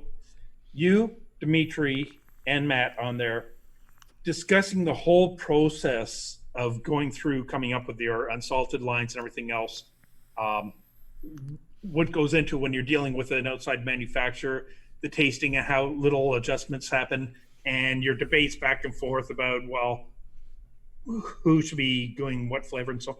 Just to give people an idea that it's not just a case of, okay, we're going to release a liquid, so let's see, we'll add some of this, some of that, some of that, and put it on the market. There we go. Well, sure, we could do that. We could talk about like how I came up with the #1 best-selling flavor in the unsalted line, the watermelon peach. We could absolutely do that. But I do see Vape Geek says he's had a lot of trouble with contact coils and Mtltc. Is it just me? No, it's not just you. Again, I don't know if you were with the show earlier on, but one of the things that I talked about when it comes to temperature control coils is you want them to be as stable as possible. You're not going to get. I mean, yeah, you can get a stable touching coil, but it's not going to be as stable as a spaced coil, right? It's not coming into contact with anything. It's just that coil loop. There's no chance of hot spots happening. It is a much more resistant, stable coil than you're ever going to get with a contact coil. With Clapton too. I mean, Clapton, you have a lot of chances for little hot spots. In all of that wind and everything. So yeah, definitely try a spaced coil. Phil, I kind of miss dripping on sealed Cardos with a 510 drip tip. You can still do it. You want me to sell you some Cardos? I'm sure you. We did a retro night with Dimitri, and I broke out a Cardo tank, and I built a Cardo tank, and you know what? It surprised me how good it was, right? It's still an excellent vape. We change and we evolve. But if the only thing I still had to vape was my 𝗃 Cardo tank, my Bogue Cardos on my Pro Vari, I would still be a happy guy and I wouldn't be smoking. Yeah. I think that's what a lot of us have tend to get after a few years is new devices come out, they upgrade and so forth. But a lot of the original devices, like I said, I still use my MVP. I still use my 134 every day. A lot of the old devices, if that's all that was available, they helped. That's where a lot of us got away from smoking to begin with. It wasn't with all the super high cranked up nicotine and the salts and the direct to lung. That evolves in the industry, and there's nothing wrong with that stuff. No, forget that the old stuff still does a great job. Like I said, I use this daily. I even take it with me with my beep. Oh, I got to make one comment about beep. Yes, I'm still using it. It's over a year. Same with Proton, and it hasn't died on me. It's one of the few devices that doesn't. But when you first mentioned the beep, and well, it'll give a little beep, and I was so thankful when he said, but you can turn it off with a little switch on the bottom. I figured that's going to be the first thing I do. Well, I didn't, and it beeped on me, scared the hell out of me the first time, and then I realized, oh, it's battery. That beep is so addictive. I love it. I know when my battery's getting low automatically. I would love to see that on everything. I thought I would hate it. I love it. It was a good idea. It just never took off. I don't know if that device was before its time, because at the time when we came out with the beep, put it in something else? Because I love that. At the time we came out with the beep, the pod systems were very, very small. And then they got bigger and bigger and bigger. But the beep, I think, was a little bit early. And we were just talking about this on Scott's show, the True Vapor show. I got this to review this smoke. It's still, to me, it's still smoke because they were Smoke Tech. The RPM 160 kit. So this is a pod system, right? Does 160 watts. Like, I don't get it. I don't get the whole pod thing. Like, if it came with a 510 adapter, I could see it, right? But I don't understand. And the reason why I don't understand is because if you buy something like this, or if you buy another, like a pod mod, you're limited to the world of, like, maybe the 5 coils that you can get for that, because it's going to be proprietary for the most part, right? But if you get a device that has a 510 connection on it, you are open to a world of possibilities, thousands of tanks, tens of thousands of coils. That's why and don't give me that convenience nonsense either. I don't buy it. I don't buy into it. I don't understand the popularity of the pod systems, the pod mods, when you consider how limiting they are versus a device with a 510 connection. I just don't get it. Okay, someone just commented about I don't use temperature control, that meaning because it requires a certain knowledge of what temp works best for what type of e-liquids, plus it's easy to mess up, and I can mess up just about everything. I'm the same way.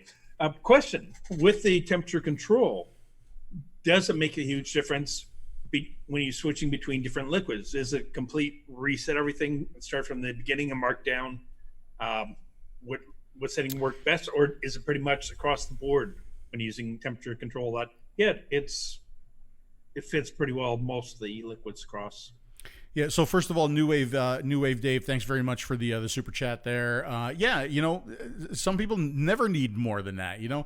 Like I can remember back in the day when I was going to the earlier days of the shows. Like, and I would talk to people and I'd be like, "I'll see you at the show." No, I'm not going to the show. Why aren't you going to the show? Well, I'm embarrassed of the equipment that I'm using. I'm embarrassed because I only use it like an Ego Twist with a little CE2 card. That's all I use, and I don't want to go because I don't want anybody to make fun of me with the equipment that I'm using. I said, you know what? Here's the deal. You go and you walk along my side. You stand at my side, and we'll walk the show together. And if anybody says anything about your equipment, we'll tell them to go fuck themselves together. That's what we're gonna do. Right? Because it shouldn't be about your equipment. It should be about the fact that you're not smoking anymore and you are going to potentially not die of cancer. That's what it should be about, not the equipment that you're using. So I mean, it doesn't matter like what's keeping you off cigarettes. It doesn't matter if it's direct lung, mouth to lung, restricted direct lung, a pod system, a mod, like a big, small. It doesn't matter. I don't care. I don't care what you're using. What I care is that you found this show, right? You're hearing some truth being said by myself, by Bill, by Dimitri, and it's maybe changing your mind about the shit that you're hearing in mainstream media on a constant, it seems like on a constant basis nowadays, and that you found vaping. When the other cessation products didn't work for you, and you're an adult smoker, and you're looking to reduce the harm on your body, you found the show, you found vaping, and you get off of cigarettes. That's what I want.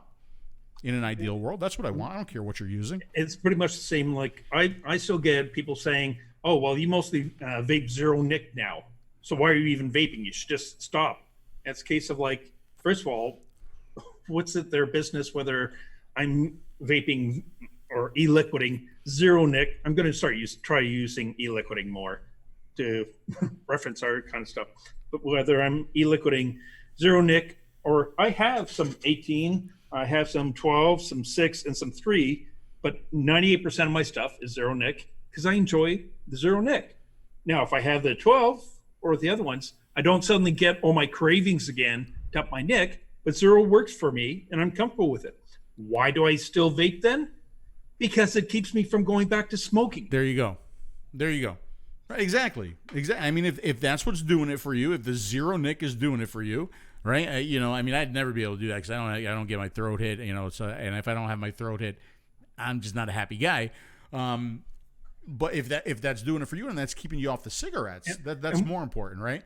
And what's also interesting though is, like I said, I do have some 12 and I've got some 6 and some 3s because they weren't available in the zeros, and so I was giving them, try them out, and I use them. Hold on a second. It's very important.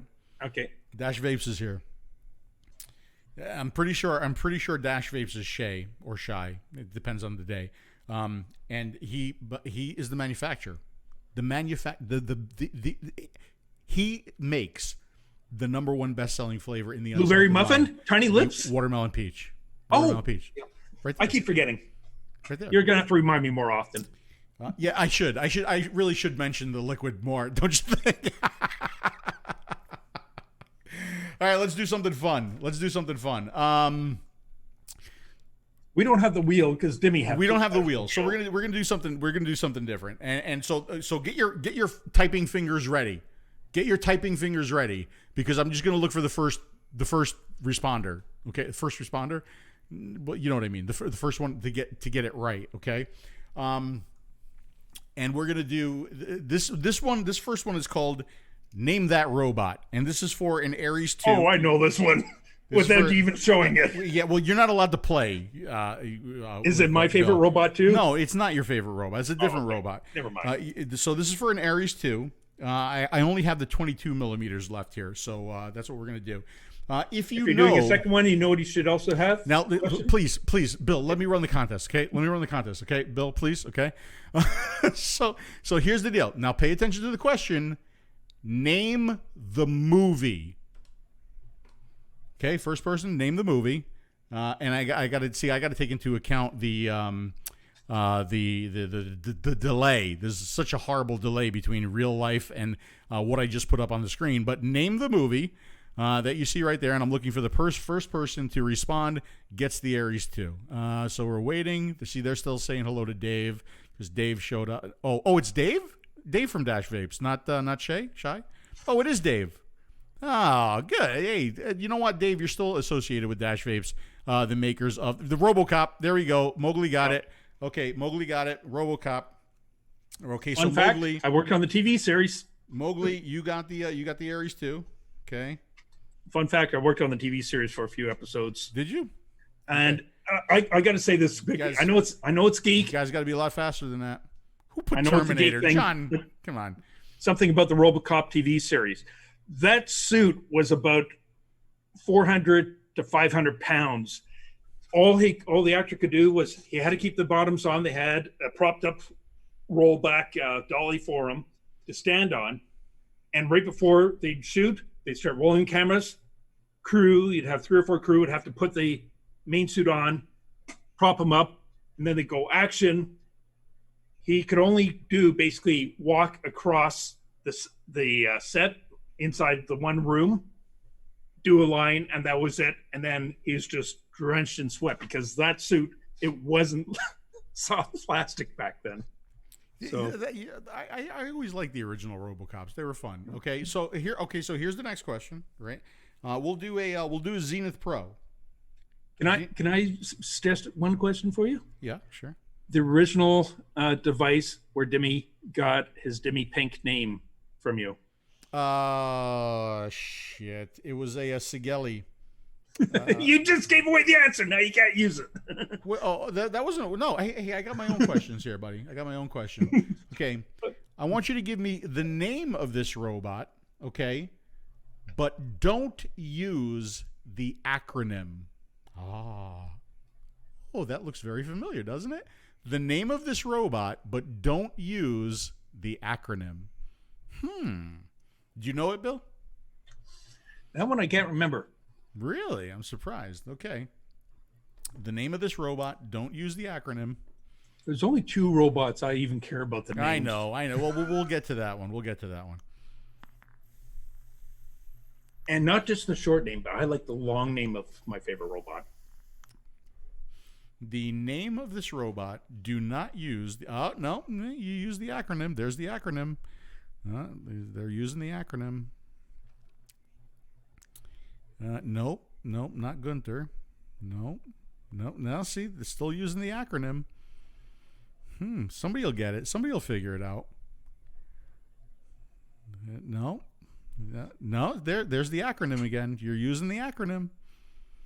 The legal vape 4000 kid base. Come on. You say, come on, name this robot, but don't use the acronym. It's a tough one.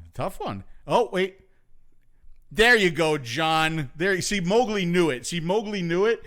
But he didn't want to win again. But John got it. The enforcement droid 209. I said, don't use the, because everybody knows that as Ed 209, right? Ed 209. But it's enforcement droid 209. And John just got himself a Zenith Pro.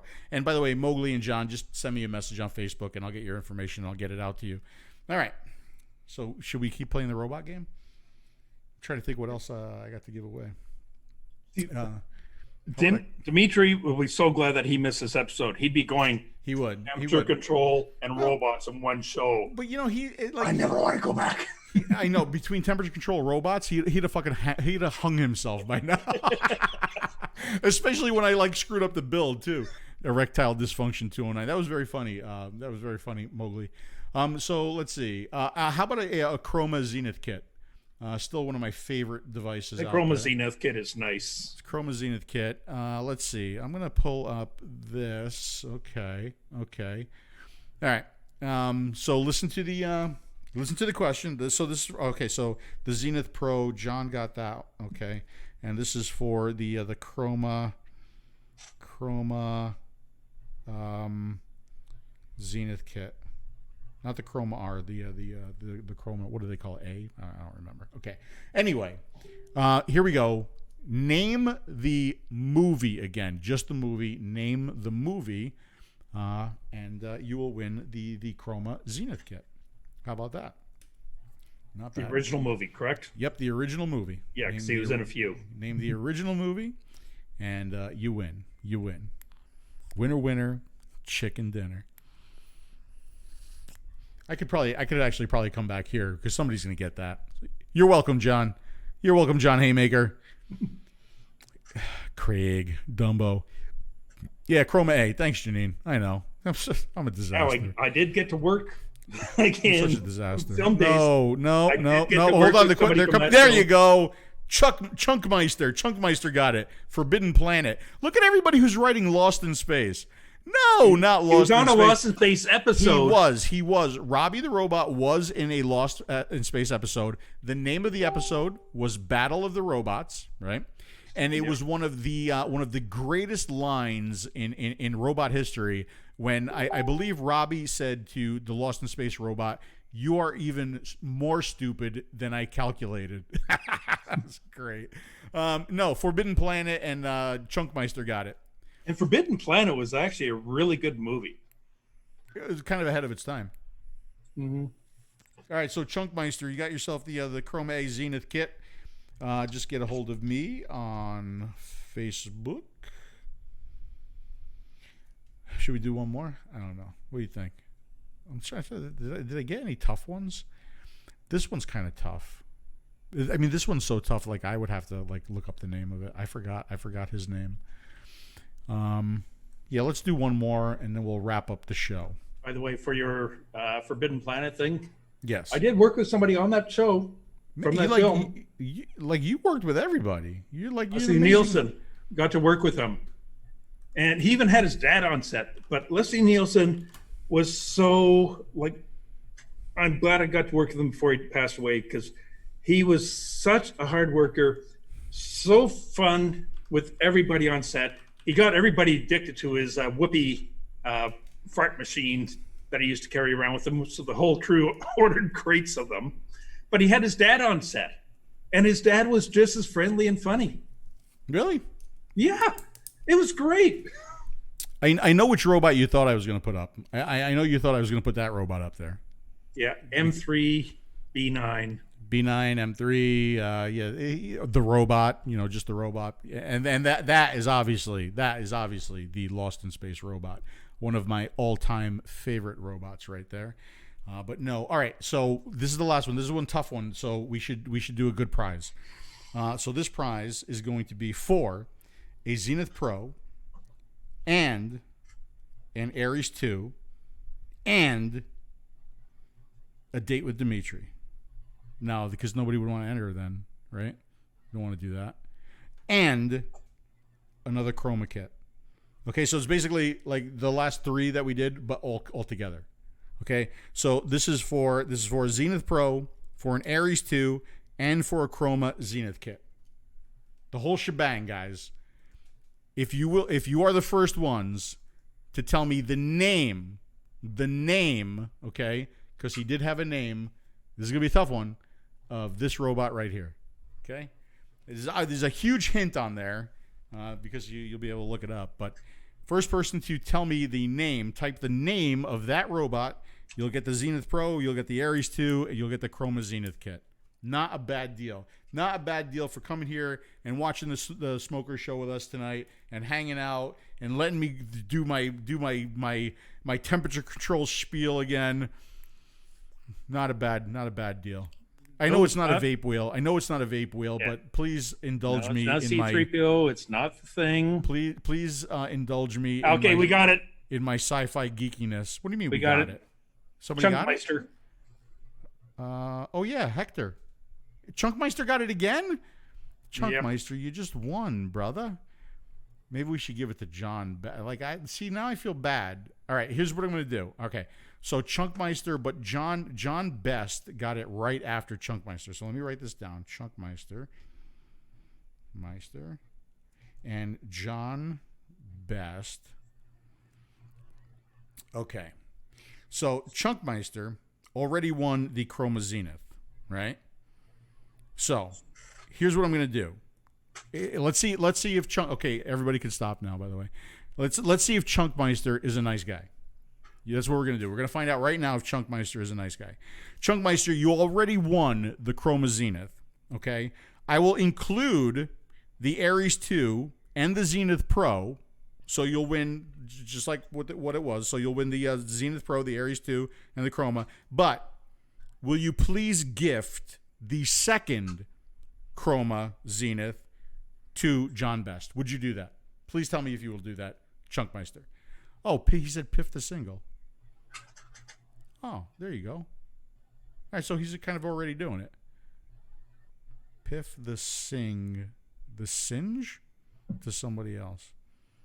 Just Piff the single. I don't know what the single means. So, but he is saying Piff. Okay, so John Best. Pay forward. Yeah. Piff. No, I know what that means. I just don't understand. I thought it might be like 𝗏𝗏, where he's still trying to learn the slang. What the single means. So here's the deal. Okay, so Chunkmeister, you got the Zenith Pro, you got the Aries 2, you got the Chroma Zenith kit, and John Best, since you were second best in this case, John. Sorry, I couldn't help it. You will get the Zenith Chroma kit. Okay, so all of you guys, John Best, Mowgli, John, the other John. And Chunkmeister, just get a hold of me. It's weird to hear John being second best, because according to 𝗏𝗏's wife, John Bassardo is definitely the best. Yeah, John Bassardo is the best. Yeah, 𝗏𝗏's wife's got a thing for my brother. My brother's a very good-looking kid. Not gonna lie, he definitely got the looks in the family. I don't know, but if I keep losing weight, I'll get there. All right, guys. Yeah, Chunkmeister rocks. And he actually said Piff it forward even before I started saying that. So Nice job there, Chunkmeister. Are you guys all from the U.S.? I hope. Let's see. We have one in Egypt, one in Australia, one in... Do you know that my shipping costs for 1 month for prizes and giveaways, both on these shows and the standard Taste Your Juice reviews? 1 month, I had over $2,000 in shipping charges. That's more than my food budget for a year. That I just kind of donated. I just kind of get, because I always say like, even in the rules of the Taste Your Juice contest, the NADA contest, even in the rules it says if you're out of the country, you have to pay shipping. I feel so bad asking for shipping that I've never charged anybody shipping. Apparently, Chunks is in the UK. Yeah, it fucking figures. That's all right. It's all right. I'll get it. Now, question: if you send it to him, does it have to be the 2 mil version, or just sending him? Shh. Zip it. Zip it. Oh boy. All right. So let's see. Any final questions? Any final? Uncle Phil. I love that. I miss my niece. Should be back. I miss next my week, niece. I'm really looking forward to. I miss them. I miss my niece and I miss my family so much, right? Because my family was here right before the whole COVID thing. Like, it was like a week before the COVID thing just blew up, right? It's a good thing your mother's talked you up with food. They got stuck in New Jersey, because the Jersey, New York, tri-state area thing just kind of blew up out of control. And then it finally started to ease up. And they were going to come down here to Florida, where I am now, right? And Florida, it's like a million people a day have COVID down here all of a sudden. Like, what's going on? And it's very interesting. I find it very interesting that our COVID numbers started skyrocketing the day after our governor told off the news media. It's like, I just find that very interesting. But who knows what's going on? I don't believe anything. I don't believe anything I hear on the news anymore. I can't, because of vaping. I can't believe anything I hear in the news anymore. I can't believe anything my government tells me. I can't believe anything our governors, our mayors. I can't believe anything. I can't believe anything the CDC tells me. I can't believe anything the Surgeon General tells me. They have their heads so far up their asses they don't know. They can't breathe. I can't believe anything anybody is telling me anymore. I can't, and it's because of vaping. It's not just not trusting them with stuff that's not vape related. I mean, that's the whole thing. It's DeSantis. They screwed up with this. I don't trust them with anything. Like, it's, how do I know what they're telling the truth about, or what's accurate, or anything coming out of their mouth now? Like, if it wasn't for vaping, I would have been blind, going, well, they've obviously checked what they're doing and everything. And it's from this, you realize that, shit, they haven't got a clue what they're doing. They really don't. And this whole thing where you opened up too soon. You opened up too soon. Well, when? Like, when? Because the whole you opened up too soon thing, like, even with the social distancing, the masks, all that stuff in place, right? That doesn't fly with me. Because basically what you're telling me is, don't open up until there's a vaccine. And I'm sorry, we can't. We can't. And actually, it'd be even longer than that. If there's still somebody in the world who might have it, so therefore we can't risk it, is what they're basically saying. What's funny is, in Japan, they had a few cases, and they had everyone do the quarantine. I watch the Shibuya crossing a lot. It's the busiest intersection in the world. And during the lockdown, seeing like 3 people total crossing is unreal, because it's usually 2,000 to 3,000 people crossing per street light change. And it was empty for months. They finally had a release of the lockdown. Everyone still has their masks. It's hot there, but they actually have masks that cool. Yeah. Air conditioned and cool. But they're back in business, and they're going, you can't keep people locked up for months and months, no income, no way to socialize, no way to get around, no way to get out, and no place for them to go to get their normal supplies forever. Yeah. At some point, you have to take it. If the numbers go up again, you can trim things back again, but you can't just keep everybody locked up. And that's what the government's basically saying is, oh, we'll slowly open. Like, I don't want to make light of it, because it's a very, very serious situation, right? And I know there's a lot of people that have been affected by it. A lot of people have lost their lives because of it. But there's just so much nonsense that's going along with it, because there's a guy I watch on YouTube. He's called the Amazing Lucas, and he just did something on Dimitri's favorite person in the entire world, Jerome Adams, the Surgeon General, and Fauci, and they were both asked why face masks were not recommended, and then face masks became recommended. So the Surgeon General says, when he was asked that specific question, he says, "Well, we learned, and they used to use leeches on people, and they used to subscribe cigarettes to people. So we learned, and now we learned that we should use masks." Okay, and then Fauci is asked the same question, and Fauci's response is, "We didn't recommend masks because we wanted to make sure that there were enough of masks for the first responders." Who the fuck do you believe? What do you believe anymore? When the two main people can't get their stories straight. It's insane. It's insane. It's crazy. What's going on? Janine, don't worry. I'm breathing. Don't worry, baby. I'm breathing. I'm not going anywhere. You should see it. Like, I walk hour and a half today. Like 5 miles I walked this morning. Then it was raining. Like, I walk in the morning and then I ride my bike in the evening, like in the afternoon, and it was raining out. And I'm so dedicated to riding my bike every day. I rode in the rain. I did. I could show you my cutoff, because it's got a big mud streak on the back where the mud from the tire came up. That's what I did. Question for you, Phil. Because I know I'm trying to be as svelte as Dimitri. I'm trying to be as like skinny and as sexy. Well, I'm already sexier than he is. I mean, I think that's pretty clear. I think everybody would agree with that, right? Yeah, but John is the number one selling unsalted sex. But I just want to lose the weight that he did, and it's a question challenge for you. Like, I'm down 25 pounds, right? But there's I can't get below that 240 mark. That's driving me crazy. Crazy, I tell you. Question for you, because I know how much time you normally in a year spend with Dimitri, traveling and so on. How often and how much are you looking forward to when you can take your first trip with Dimitri? Oh, you have no idea. You have. I even said it. By the way, Pam, thank you very much. But it's I'm a little pasty right now. I haven't been out on the boat a lot. I've been actually inundated with review and like vape work. I know, like, a Fender looks gay on. Maybe I should get a Fender. I don't know. But I even said it on Scott's show. Like, I can't wait to get back on the road and start, like, just feeling normal again and getting out there and meeting people and spreading the love and joy and health benefits of vaping with people. So yeah, like, I really want to do that soon. Are you going to make Dimitri stop at every Skechers shop? I look.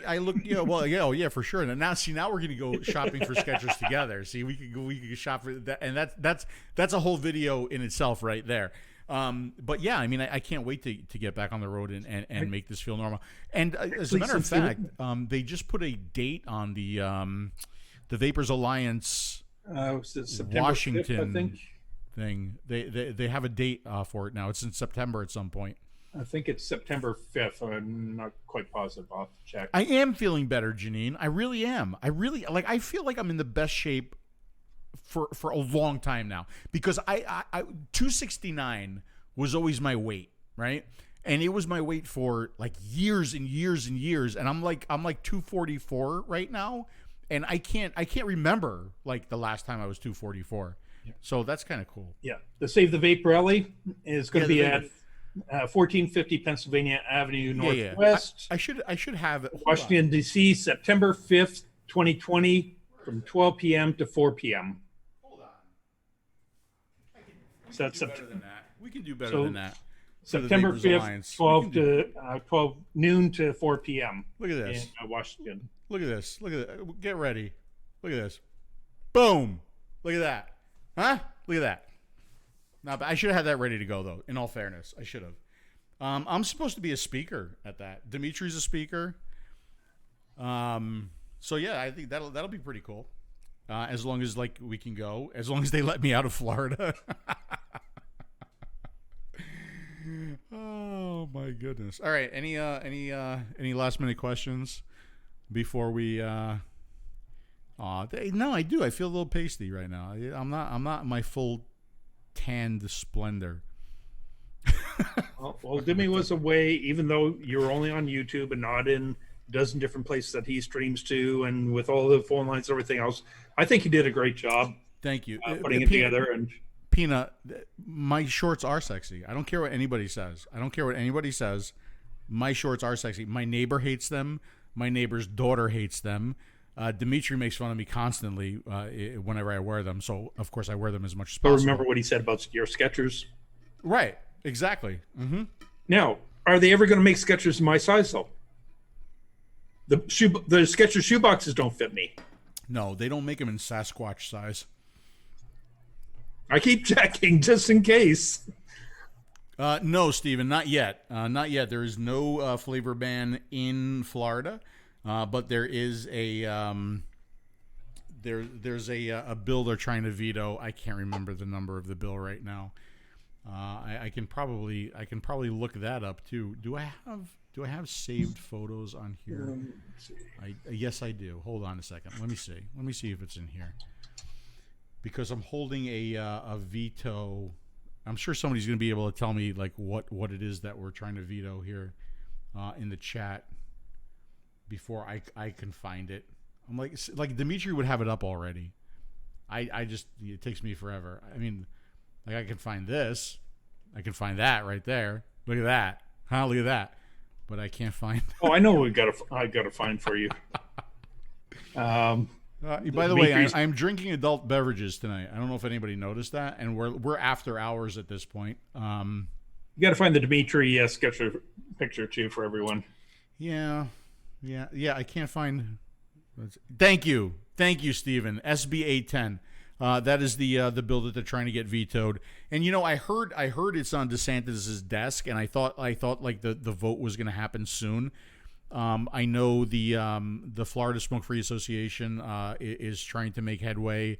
I know that 𝗀𝗃 is involved. I know that VTA is involved. But I don't know if where that is right now. I don't know where that. No, that it's not the vape mail, Mike. That's something different. SB 810 is not the vape mail. SB 810, yes, DJ Miami in the mix. You know what? I think I should do that too. I should get out all my old drops from when I used to DJ. I wonder where those would be. You guys don't care about that. All right. Bill, I have one more thing to say to you. I love a mod that says F you. I really do. I love that. I love that mod. Love you too. All right, guys. Anything else? Anything? Yeah, I know. Bama, there's so many things that we need to ban and to get rid of. The whole no vape mail thing, that's scary as hell. Probably not scary for vape shops, but you also have PMTA coming up. Ugh. And Canada keeps following U.S. lead on that. I know. They're doing the same thing here now. Yes, I have a delicious adult beverage in here. Delicious. I like these. These are the iron flasks. They're really, really inexpensive. I get them on Amazon. Does anybody give a shit? Okay, so that's it. It is 11:08. If nobody has any questions, we're going to cut this one out. But I do want to, for smokers, on this show, for smokers, ignore all the temperature control stuff. If nothing more, send smokers to the beginning of this video where we play that that piece of news, that news clip, and we basically prove that you're not getting all the information, right? And I can't tell you how many times, even recently, when I go by the neighbors or I talk to neighbors and stuff, they're like, you do that vaping thing, isn't that like killing people? This is what people believe. This is truly what people believe, and they believe what they hear on the news. And I have to set them straight, right? I have to tell them that no, it is not nicotine vaping. It is drug dealers trying to make more money. That's what it is, right? But you're not getting the whole story in the news, and it's really, really sad. It's really sad that you're not. And so,